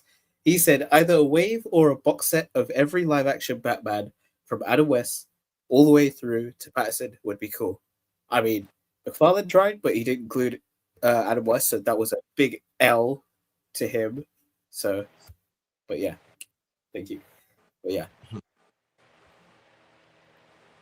So yeah, awesome Batman. I mean, I love his cape, and like you said, it'd be a disservice if it wasn't a wired cape. And I think both your and Zion's picks of Batman deserve a wired cape treatment because damn, look at the cape. But yeah, so we go from Batman to Minotaur or Minotaur, however you pronounce it. Explain who this character is, because he looks funky, but also like Well, he's like, because of course we don't really know who he is because he's a new character introduced in this kind of like storyline. But how I think about it, because in my head, because I know Marvel more, he's kind of like the kingpin of DC. Like he's like the head of like these crime organizations. He's got like goons within like his like organization. He's like the head of like most of the like crime organizations and just everything that goes down. But one thing that is just like kind of unsettling about him is he's got 7 fingers on each hand. And so like he's kind of weird within the sense that like I don't know, like I can't remember whether like he is properly human or not, but he's got like 7 fingers on each hand. He's very like I think he like tries to fuck you up in your mind, kind of. Like he like gets in your head, and like he's just when he's like talking to Batman and just his and Batman's confrontation, it's just like it's just all the time like Minotaur just like straight up just like downplaying him and just like talking down to him and trying to get him angry, kind of thing. It's just the fact that like he's such a cool character just because his design and his like, even though he's another guy in a suit, the fact that he's got this cool mask and like because he's like the head of the crime organization, he's like a lot of the scenes that you see in the comic book of him, he's within like board meetings with a load of people. yeah, Like he's in board meetings, he's got a load of people around him. He's the big bad of this whole like thing, or this whole like first couple issues, and like he's just his character design is kind of cool. It's a guy in a suit with a cool looking mask. He's got 7 fingers. Probably he's got 7 fingers on each hand. Let me try and get the comic book. and I'd say like there's no problem of a villain with a suit because a lot of villains in the comics, or especially Batman's villains, are pretty much people in a suit. So I'm like, this is another awesome, like Black Mask, great villain, definitely need. So I'm like, hell yeah, this looks cool. It's like mob bosses that are like in suits. Exactly, and like I think a way to if you wanted to, if they had a feature of like obviously he has he's got a black trench coat and then he's got the suit and the vest and then so if say for example the coat was soft goods but then the basic suit was a plastic or whatever, like how they did Joker. Imagine they give you like henchman heads, so you could technically have other people, like so it's a one but many figure, so you can like army build him technically if you wanted to do that. I can see that potential because, like you said, he's a guy in a suit, but his helmet is what makes him the villain, Minotaur or Minotaur. So, I mean, hell yeah. So we go from this new villain, which I'm now intrigued to learn more about. We go to a Poison Ivy, and a definitely different Poison Ivy, because usually her looks are, let's just say, a bit risque, but this looks very in line with Minotaur or Minotaur, because he's suit based, and she's got like pretty much like a suit, like suit pants and a vest and whatnot. What's her kind of like? What's she like in the Bat Fraction run, if you will. So she like teams up with another person who is my next pick, so they do kind of link together. But because she's the mayor of this whole storyline, which is like odd in itself, like she's a very corrupt mayor because it's Poison Ivy, and Yeah. so like she teams up with another character. I won't say until we get to him. But like they're dynamic because they both are like big within the like government and big within the police side of Gotham. Is their whole like main purpose, at least with the other character, not really Poison Ivy, but they do kind of work together in that sense of like the police is literally their main thing is to track down Batman and get Batman. Like their main thing is to try and like find Batman and take down Batman. Not like it's not in the sense of that like the police are kind of helping Batman or something. It's kind of Right. just like the like police, the force are kind of under this like corrupt view to kind of just take down Batman in a sense, and like she plays a massive part into it, and because she's like mayor, because she gets like kind of final say, or just like she gets a lot of say over what happens. That it kind of just because her and the other characters dynamic, like they're just so like they get along like really well, and like just because how both like how evil they both are, it's just that their main aim throughout this at least so far like is just to take down Batman and just any opportunity they can just to try and like fuck up what Batman's doing or like trying to get in his head in any way just to like stop him doing something or like it's just it's the fact that it's just Poison Ivy being Poison Ivy at the end of the day. But because she plays a more important role in this storyline, like she is like as more like she's more of a force than she normally would be because she's the mayor of Gotham, and so it's kind of like crazy. Yeah.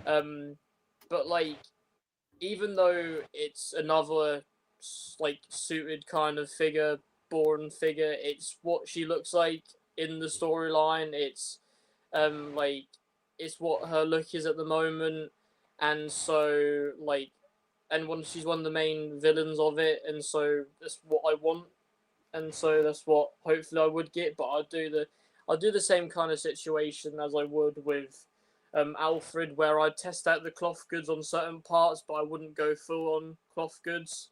Yeah. But like it's just the thing that you could just add with her. You can just add like little plants and stuff. You could add like I was thinking as a builder figure, even though I don't know how it would really work, but like you could add in with her as well as just the rest of the wave if you were able to fudge it in like a massive plant that would go with her, and so she'd have like a kind of a planty kind of display, or like you could add just little stuff, like little Easter eggs as part of the story. But it's like it's just like at the moment she's in, or the main cover she appears on is on this one, so issue 8, and she's with like a certain character which I may talk about after this guy I may talk about afterwards. But let me just say that they're too dynamic within the storyline is just of course mostly to take down Batman, and just like their whole just dynamic because they're kind of flirty with one another, Right. like Poison Ivy and the other guy, and so it's kind of like an odd thing, and because of how the other guy is, like he's just a bit of a knobhead, shall I say? And so like it's just funny to see what they do, because it's not like, or at least with most of this Batman run, even though like I'm not too familiar with Batman from the comics before this or before some of the stuff I've read, it just doesn't seem like a comic run that is just normal Batman. I'm kind of happy in the sense that like most stuff I'm reading at the moment to do with DC is a bit different, and so it's just kind of cool just to see how they go down different paths. Yeah. Shout out Rowdy Riles. Howdy, right? So without further ado, let's. So obviously we got Poison Ivy here, and I think you kind of foreshadowed who this person was. Oh, never mind. It's someone else entirely. It is none other than Joker. Just briefly explain what the hell is going on here. Well, basically, they explain it up to the point that Joker and Batman have had their run in this comic before. Like, you don't see it happen, but behind the scenes, they've had like a run-in with each other, and it's left Joker like this. And basically, like, Batman visits him because like stuff's going down, and of course, like, Joker, you'd expect maybe has something to play in it or know something, but like he ends up visiting him, and he's like this. He's just in a cryogenic like chamber. He's got a woman watching him. I can't remember who it is. If people know, then let me know. But there's a certain woman who's basically watching him and looking over him in this facility. That like, if Batman tries to do something at the Joker, she'll kill him, kind of thing. And so Batman can't do anything to the Joker other than just like talk to him. And just like the whole issue that the Joker's within it is just one of the most like coolest issues I've read, just because it's the whole like thing of the Joker's not actually talking to Batman whatsoever throughout the whole like issue, because like he can't. But like Batman can just tell by looking in his eyes and like tell by his mannerisms what he's trying to get across, and he can like hear Joker in his head throughout the whole issue. He can hear what he's thinking. He can hear this, that, and the other, and it's just the whole thing of like Joker. Even though he's in this state, he's still like egging Batman on, and he's basically just like I don't know. He's just like a fat guy in a cryogenic chamber. It just looks kind of funny, and it's just like it's just the whole thing of like Joker's supposed to be like Batman's arch nemesis, and this is how they portray him in this comic book. I found it really funny when I first saw it, but he is honestly like very disturbing. And like, even though of course it'd be kind of like maybe hard to do as a figure in a wave, but I just feel like he's a main part of this storyline. Like he's one of the main stands out of one of these the issues. Let me quickly grab it. But yeah, literally like issue 7. He's like the main standout of this whole issue. Like it's literally just the whole confrontation between them two. Yeah, And I mean, like it's just. Sorry. Tim? I was just gonna say, like, out of Jokers, this is definitely a new take. I don't know, like, obviously he's naked, I presume, right? Yeah. So they'd probably have to censor, like, maybe give him like underwear or something like that. But I could see this work. Like, they've done like, maybe like they give him a chamber, or he could be the bath of like the wave of like everyone comes with like, maybe because of Poison Ivy, she comes with like the chamber, and then the other figures come with like the body parts of Joker. So maybe he comes with some pants instead of being completely uncensored. You don't want his little Joker, to be dangling out. So, I mean, when I saw this, I was like, damn. Because obviously this is a recent run of Joker. I know he's had he's had fights.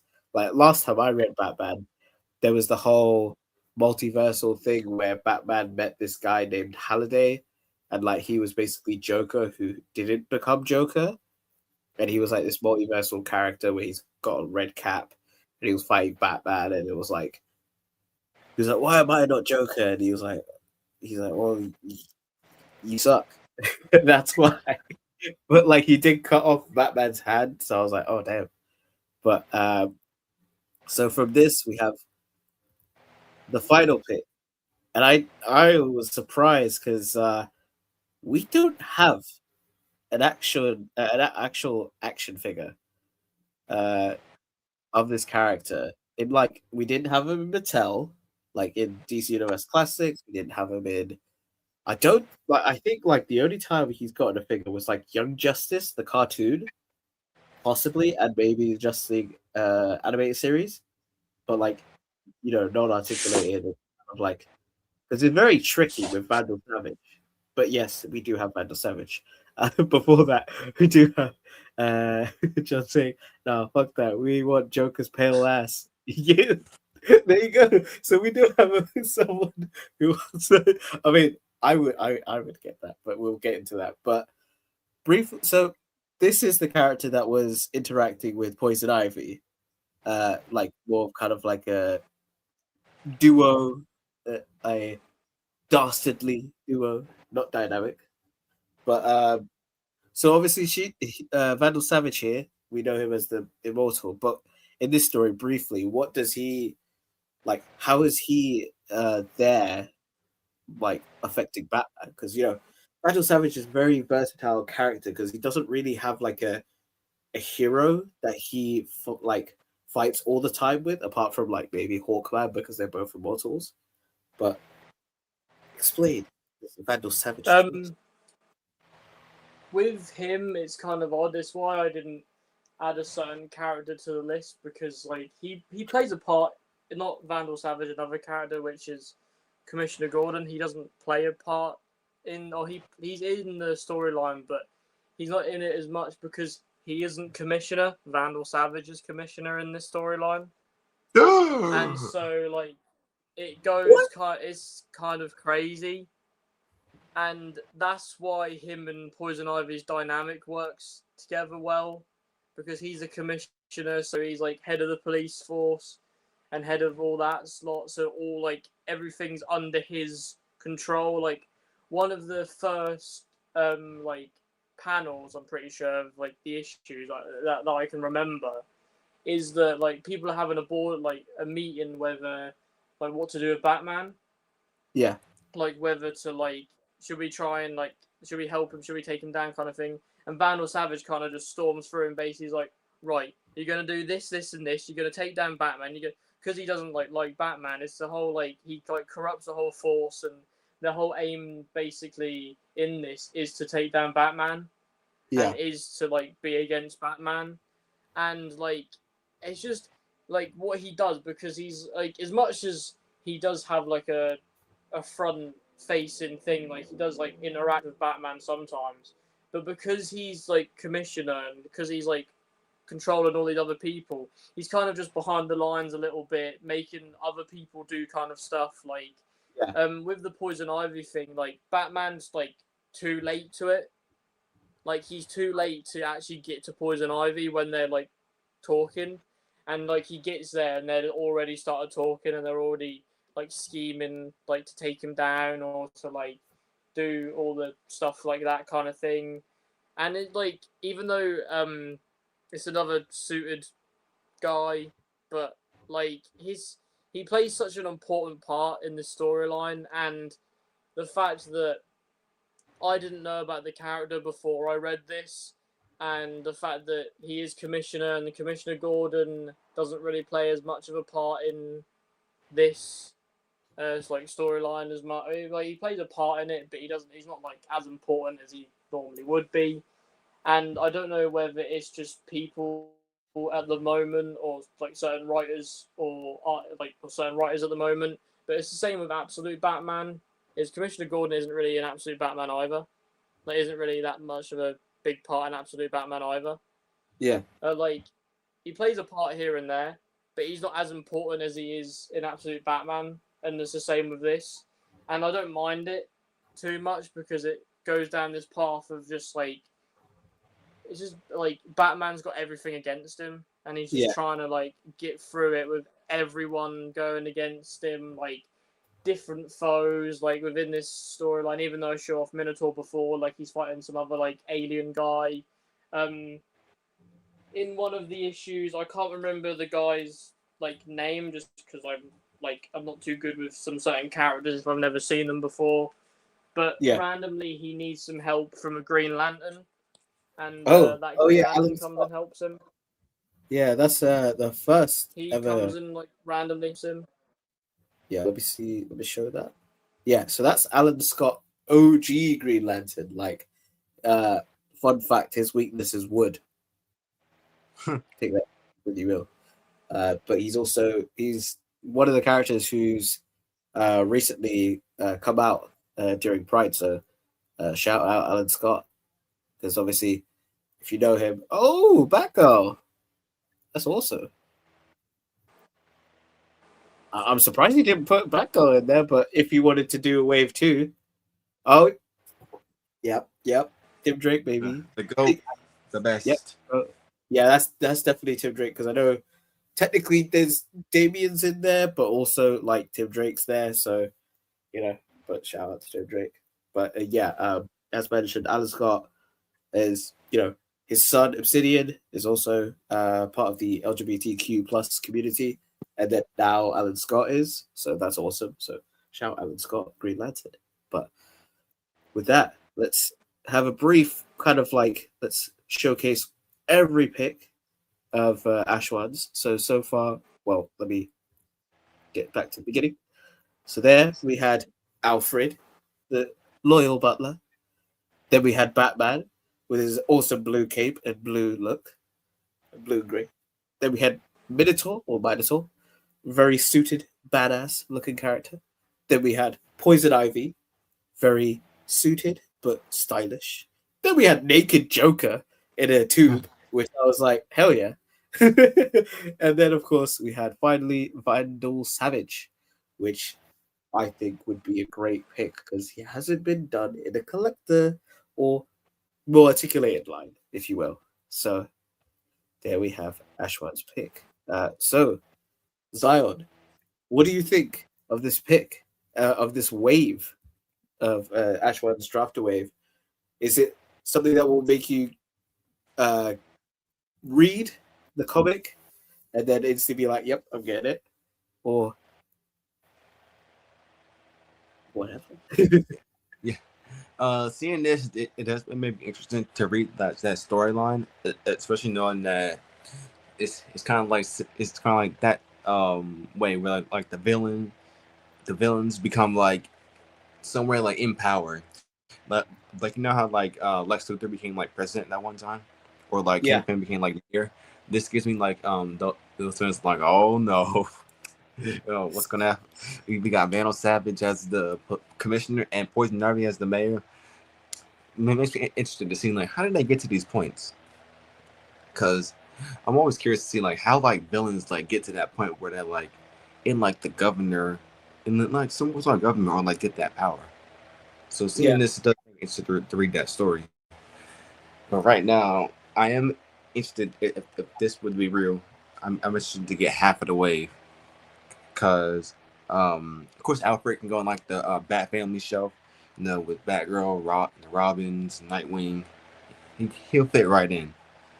And the Batman, it would depend because it's like like a variant, like saying this is like a Spider-Man variant or like Iron Man variant, where like it can be like extra or like the Bat suit. Cave where it's like has like a suits and like a row, it can be there. But I'm really interested in Minotaur and Vandal Savage because Minotaur is like this new villain that he can like that I never heard of until just now, and I do want to learn more about him because I'm interested. But he can go well with like the other like mob bosses like Two-Face, Black Mask, and the Penguin. He'll fit right in as another one of those like crime bosses. And Vandal Savage, because we like I said, we never got Vandal Savage, and I know Vandal Savage best from Arrow, so I'll have him with my I'll have him Vandal Savage on my Arrow shelf, with like Green Arrow and all his villains, and Black Canary in them. I mean, he was good in Arrow, like when there was that whole crossover. Unfortunately, his character kind of dwindled after Legends of Tomorrow. Like the last time we see him, he's in hell. He's just very happy. He's like, "Hey guys, how's it going?" And I'm like, "Oh, this is not Vandal Savage." If you wanted a recommendation of Vandal Savage, I'd always say Justice League animated series / Justice League Unlimited. Great iteration of him, because you see him from like villain to dictator to then ally. But I won't spoil why he's an ally, because it's a great episode. But I love this wave. I think I'm gonna be cherry picking until or maybe who knows. I'm definitely interested in the story, so I'm gonna have to start reading it. But I think Alfred is a hit, Batman as well. Because if they do a Tim Drake, I have to have him matching with the Batman. So it's like hell yeah. Minotaur, instant buy. I think I love unique villains from Batman's Rogues Gallery that are not you always get like a Two-Face, a Joker, and that stuff. But when you get new characters, it's kind of cool to have them, and especially like how in McFarlane, I know McFarlane L. He did give us like Bloom, the villain who's like in that story where Jim Gordon was Batman and he was his villain. And I was like, I'm glad that they did him because he's a unique villain. So I'd instantly buy Minotaur because of that, because it's a unique villain for Batman and it's a more modern villain. So I'm also like, hell yeah. Poison Ivy's definitely gonna be like, I would probably get it for a suited character, like to have like a suited. I think like I love suited characters, so it's definitely a hit for this. So I kind of have her, but I could also like get her for like if you could remove like the kind of like thorns of her sleeves, or kind of like maybe do customizing. It's a great base body for a suited female figure. So who knows? Lois Lane maybe. Ooh, maybe. And then Joker. I think this is definitely a one where I'm like, I'd love to have this on my display, just because. I mean, come on. I don't think anyone would object to having naked Joker in a chamber. I think also the chamber. I'm so confused, like how Marvel Legends hasn't done a Weapon X chamber exclusive like dealio, where because I think a lot of us collectors want to do that, but we have to find ways to do that, like from different companies, and I feel like, oh come on, Marvel. It's like an exclusive that's actually an exclusive, not making a main character an exclusive. But yes, I think this is definitely a fun pick. And Vandal Savage, I think Zion said it perfectly. We don't have like a good 1/12 scale Vandal Savage, so I'd instantly get this. And plus, it's a big boy in a suit, so there's a lot of head potential. Different heads on a suited body, like it definitely gives you that. So I think your wave is brilliant for like both as like a depiction of a certain run, but also good for reuse for other characters, as well as army building if you wanted. So awesome pick, Ashwan. And like if you had to go with a builder figure, you mentioned a builder figure, who would that be?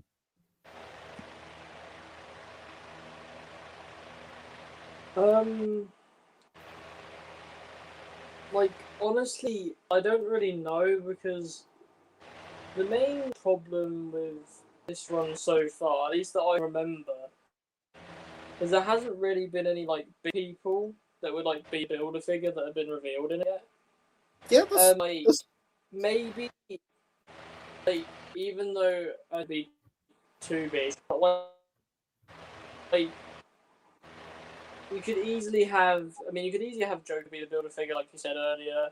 Yeah. One that would be kind of cool, just to recreate the comic panel, the comic issue you off earlier. Like have a Minotaur in the scale, the fact that Batman would be able to like fit in his hand. That would be kind of cool. But of course, that I'd be like huge. Yeah. Like other than that though, like Build-A-Figure wise, I can't really think of much because like there's like a like a slime monster that he fights that's fairly big, so you could maybe do that. But it's just I would, or at least I'm gonna like before I was to wait. 'Cause I don't think they are really like or there aren't Yeah. really That's the many like big characters that could be Build-A-Figures within this series just yet. Yeah. And so like they'll most likely be a big character that's introduced in the next couple of issues, and then that will be the definitive Build-A-Figure that will be part of this wave. But at the moment, it could Yeah. be anything. I would take a Batmobile or whatever, even a Build-A-Figure Batmobile would be kind of odd. But like to be honest, I wouldn't really mind if it even had a Build-A-Figure or not. Well, John says, I don't know if Killer Croc showed up other than in issue 1 of that run, but he'd be cool. And then Christopher Allen adds to that. Killer Croc shows up early in this run, would be a cool bath. There you go. There you go. The comments, they know who the villain. I mean, like, you know, anyone could be. So it's like you said, it could be later on. They have another big character. So awesome. Now, last but not least, we have my draft a wave. So you're definitely going to see a theme here. But of course, we start off with. Well, I say of course, but this is a very specific villain. But I'm going straight from the villain, and we have Blight from Batman Beyond. And I know that McFarlane did give us a Blight in his, he did give us like a Batman Beyond wave and gave us Blight. But I'm more inclined to have an actual animated version of Blight because similar to Ashwan, he's a guy in a suit, but his suit is more tattered and he's glowing. He's pretty much like Dr. Phosphorus. I mean, that was the inspiration. But when you think of Batman Beyond, he to me is Terry's Joker, even though we eventually get Joker in Batman Beyond. But he is he causes Blight to become Blight. It's Derek Powers.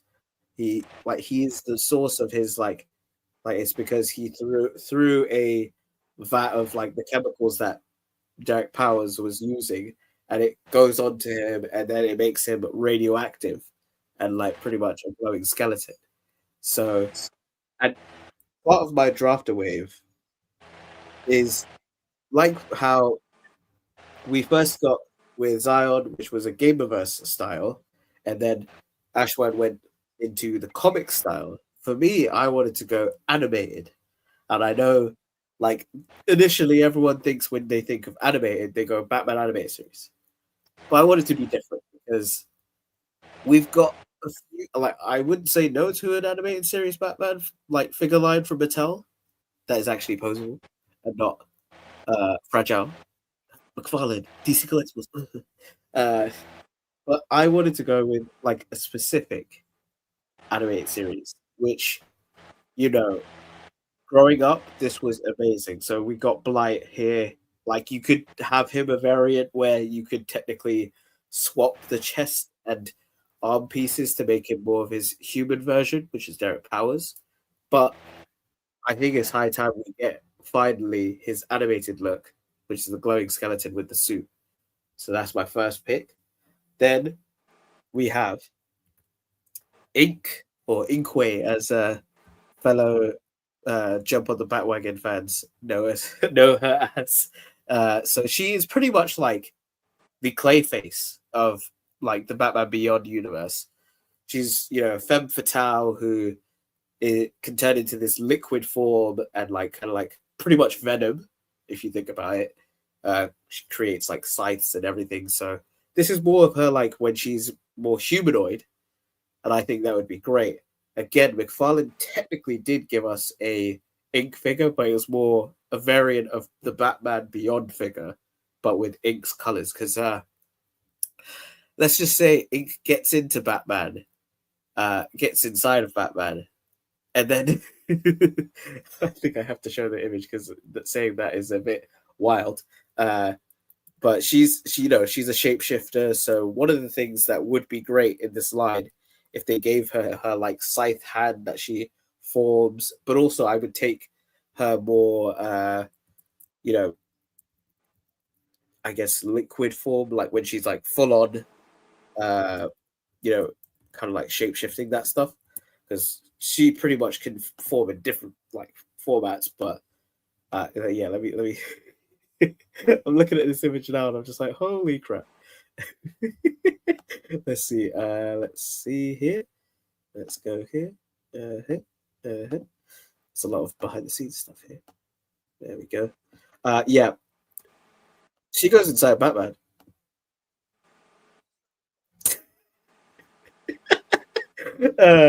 Yeah, pause. Yeah, definitely pause. She's definitely a tricky character. Like I think like a Clayface kind of character. She's definitely unique and very symbiote based. And this was the Beyond. This is the McFarlane figure that they did. So not really actual version of her. So love that. Love to have her either in this form or in a more villain look. But from there, so we got two villains. So let's get to another villain. So this one, Spellbinder, kind of like I would say, Riddler of the show, kind of.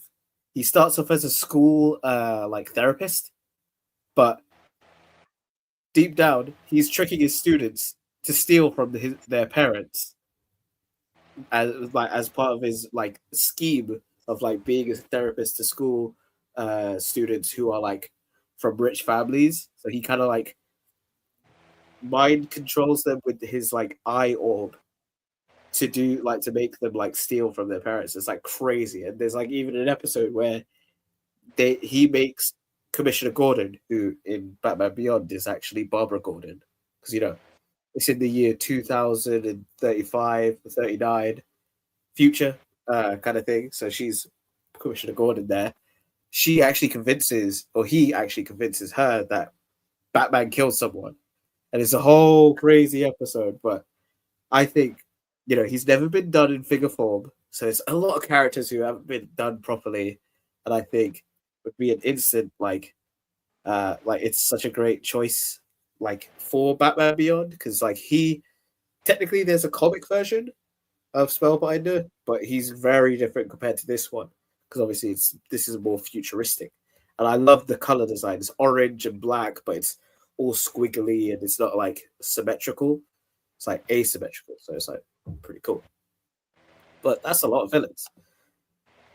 But I know it's Batman themed, but he did appear in Batman Beyond.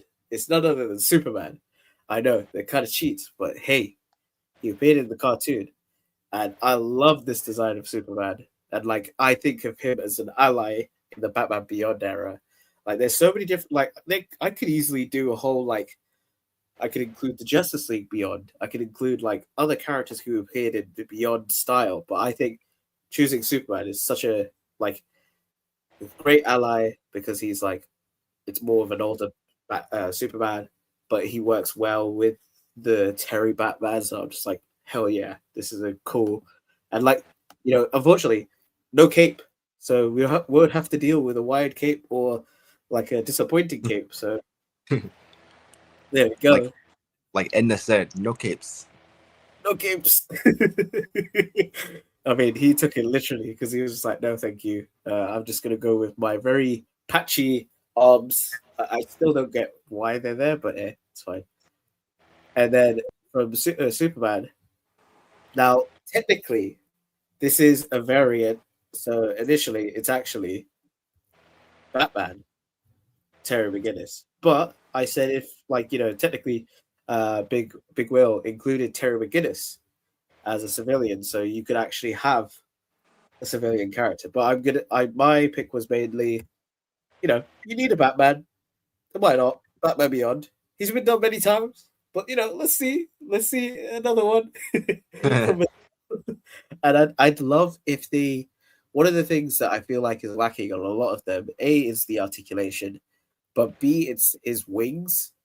And one of the things that figure companies have done, even Mattel are no stranger to this, they give him as a backpack, but they tend to make the mistake of making the whole backpack red, whereas his like cape comes out of his like suit. So the backside of the cape is black, but the inside, like the interior, is red. So I'd love if they would actually include that as the accessory. So like maybe it's wired, maybe it isn't, and maybe it connects to the cuff. So like maybe similar to like Banshee from Marvel Legends, how he's got like a the cloth goods kind of like cape that allows him to go kind of thing, but instead like it's more like obviously the cape wings and that stuff, but you have like the outer side black and then the interior red. So there we go. And then my final choice was of course Joker. So a very heavily villain themed wave, but I think a lot of the cases of Batman Beyond is that he's pretty much a Spider-Man. He pretty much is, if you think about it. Just because, I mean, it's no secret that they didn't want to do. They were told by the studio to make a teenager Batman, and they were like, "Well, if we just made him from the future?" Kind of thing. But Joker here. It's not actually the original Joker. And I did foreshadow this when we were talking about Tim Drake's, how he's had worse fates. This Joker is unfortunately Tim Drake, as in the awesome Batman Beyond film, the only Batman Beyond film apart from the fan project, which is still good. It's revealed that Joker implanted a microchip while he tortured Tim Drake. Poor Tim Drake. He implanted a microchip into Robin so that it would activate, and he transform into the Joker. So that when he transforms, he's the Joker, but he doesn't know. I still recommend watching the Return of the Joker film because it's an insane twist. I do apologize if I did spoil it, but I mean, come on.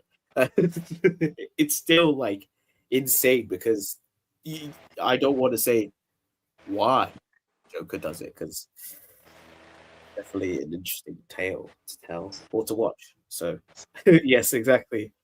What? Yo, I did not know that. Yes. Oh, hell no. Yeah, I know. But I think obviously it's a simplistic look to Joker. He's like his hair is more like slicked back.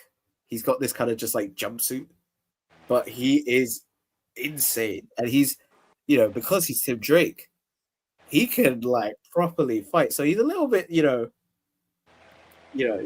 he's trained by Batman, so it's like it's a crazy villain to have, and I think he's worthy of a film. That's why. So there you go. That's my that is my draft wave picks. So very animated based, but I think it's high time that Batman Beyond gets the respect in figure form rather than just giving us Batman. We get some of his rogues, but we also get we did get technically a Superman, but actually from the Beyond look, not just Justice Lord Superman, because I know. But yeah, and honorable mention is Terry McGinnis just as like a civilian character. But yes, that is my draft pick wave. What do you guys think? So Zion, what do you think of this wave? Is this something that you would get, or is this like an L? Batman Beyond has been like severely like underutilized in like the figure form.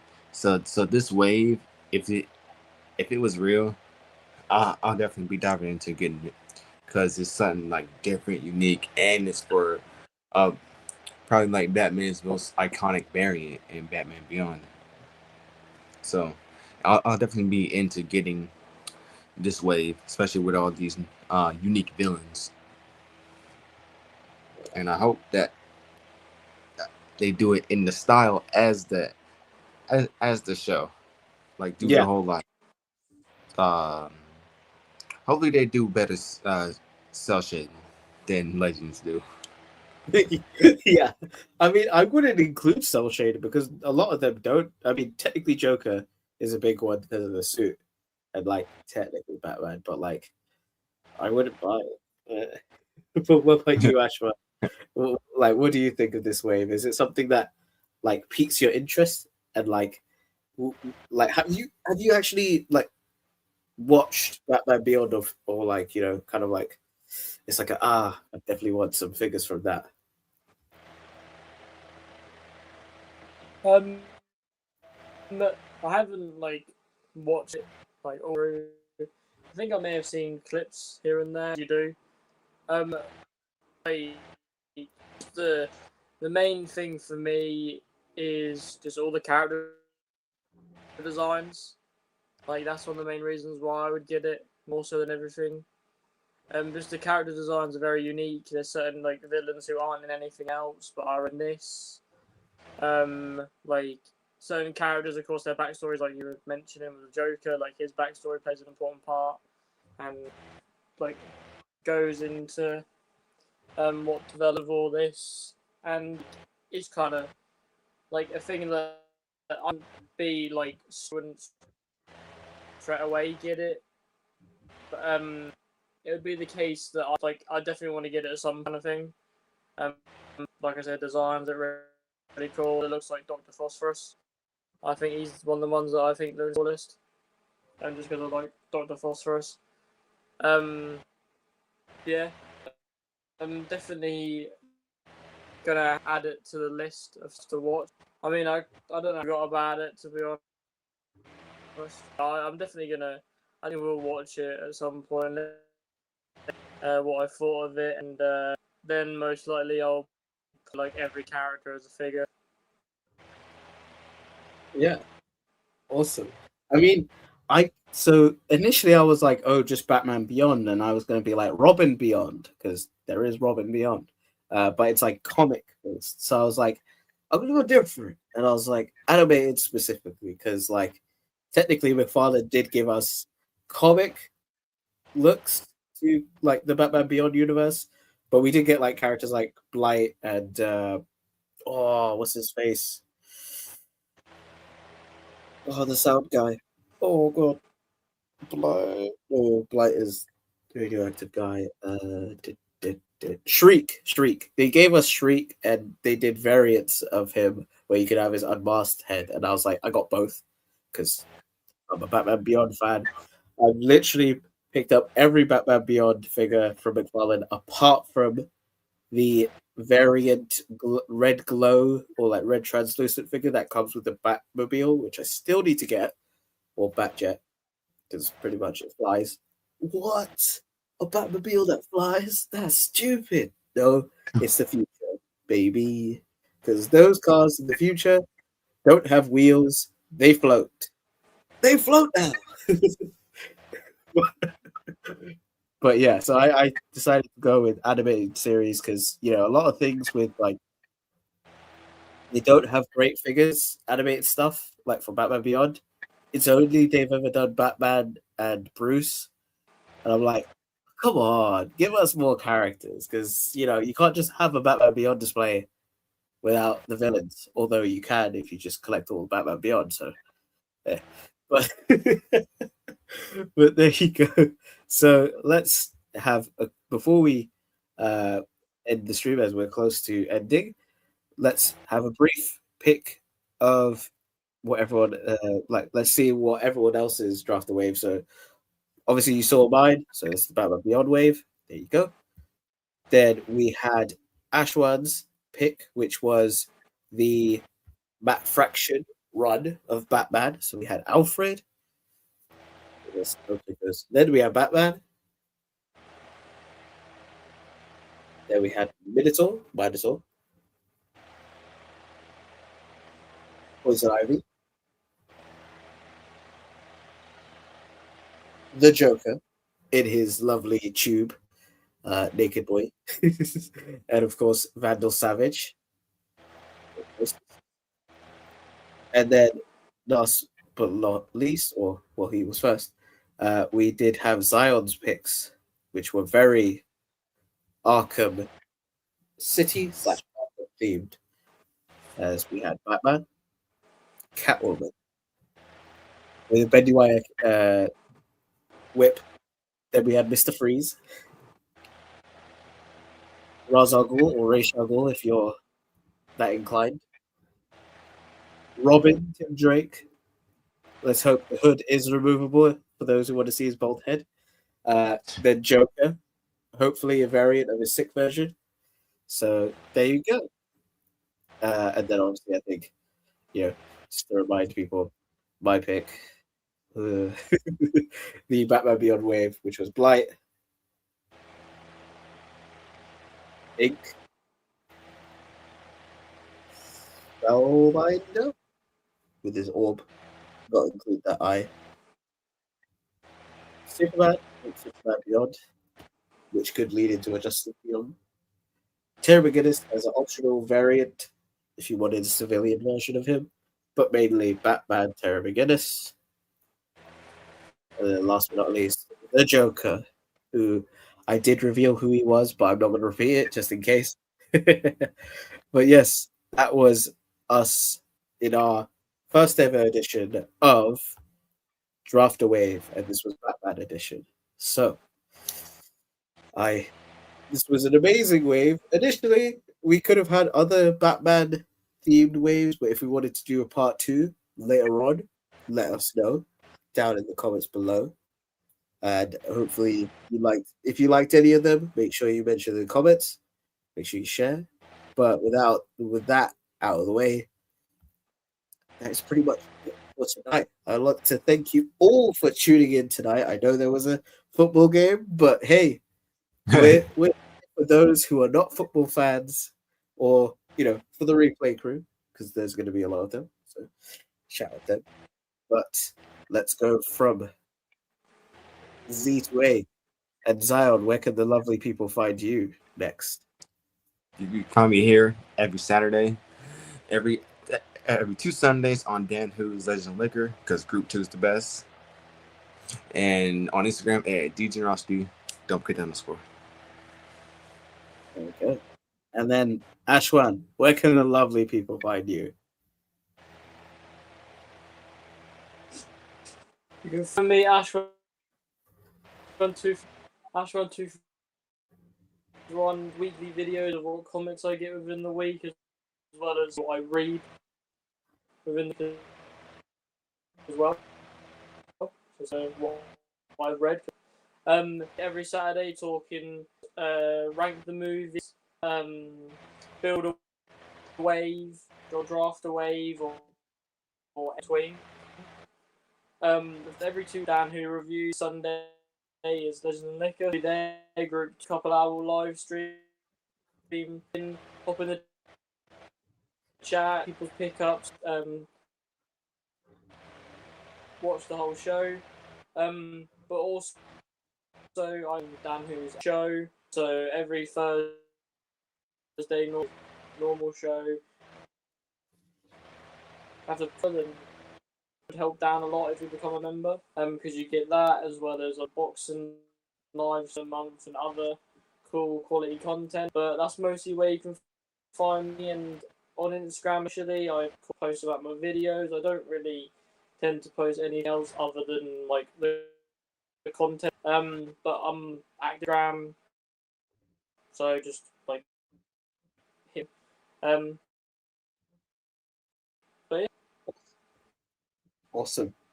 And then finally, you can find me here, always here, at the Gen Z Report with my lovely 2 co-hosts and potentially 3rd co-host with Virtual Dave. He's still in training. He's out there in the fields. Also, shout out Virtual Dave. I don't think he will mind. It's his anniversary, so happy anniversary. with his partner. So happy anniversary. You can also find me on the recap every Thursday. We did have a wild episode where you did see some familiar faces. I wonder what happened there. Make sure you tune into that because it was a wild ride. But of course, you can find me on Dan's Legends and Liquor tomorrow, as I will be joining as well, because I think last time I wasn't able to do it. But I'll be here with the rest of the Gen Z on Group 2, the best group. Group 1, Group 3, Group 3 is cool. Whenever the Group 3 appears, don't worry, I'll be there. And of course, as Ashwan mentioned, the extra show, become a channel member to Dan Who, and you'll be able to get some nice little, discussions with everyone. And also, it's just a great time. And also, he does his monthly pickups, which are always awesome because you see what craziness he gets. But also, I do want to plug my appearance on the Topless Toy Talk channel, where I was a guest there, and we did this whole, I don't know, future, past, present kind of thing. It's definitely a wild ride. You must tune into that. I'll find the link here, or I'll put it in the link in the comments, so make sure you check that out. But with that, further ado, I want to say thank you all for tuning in. And yeah, this is us, the Gen Z Report, signing off.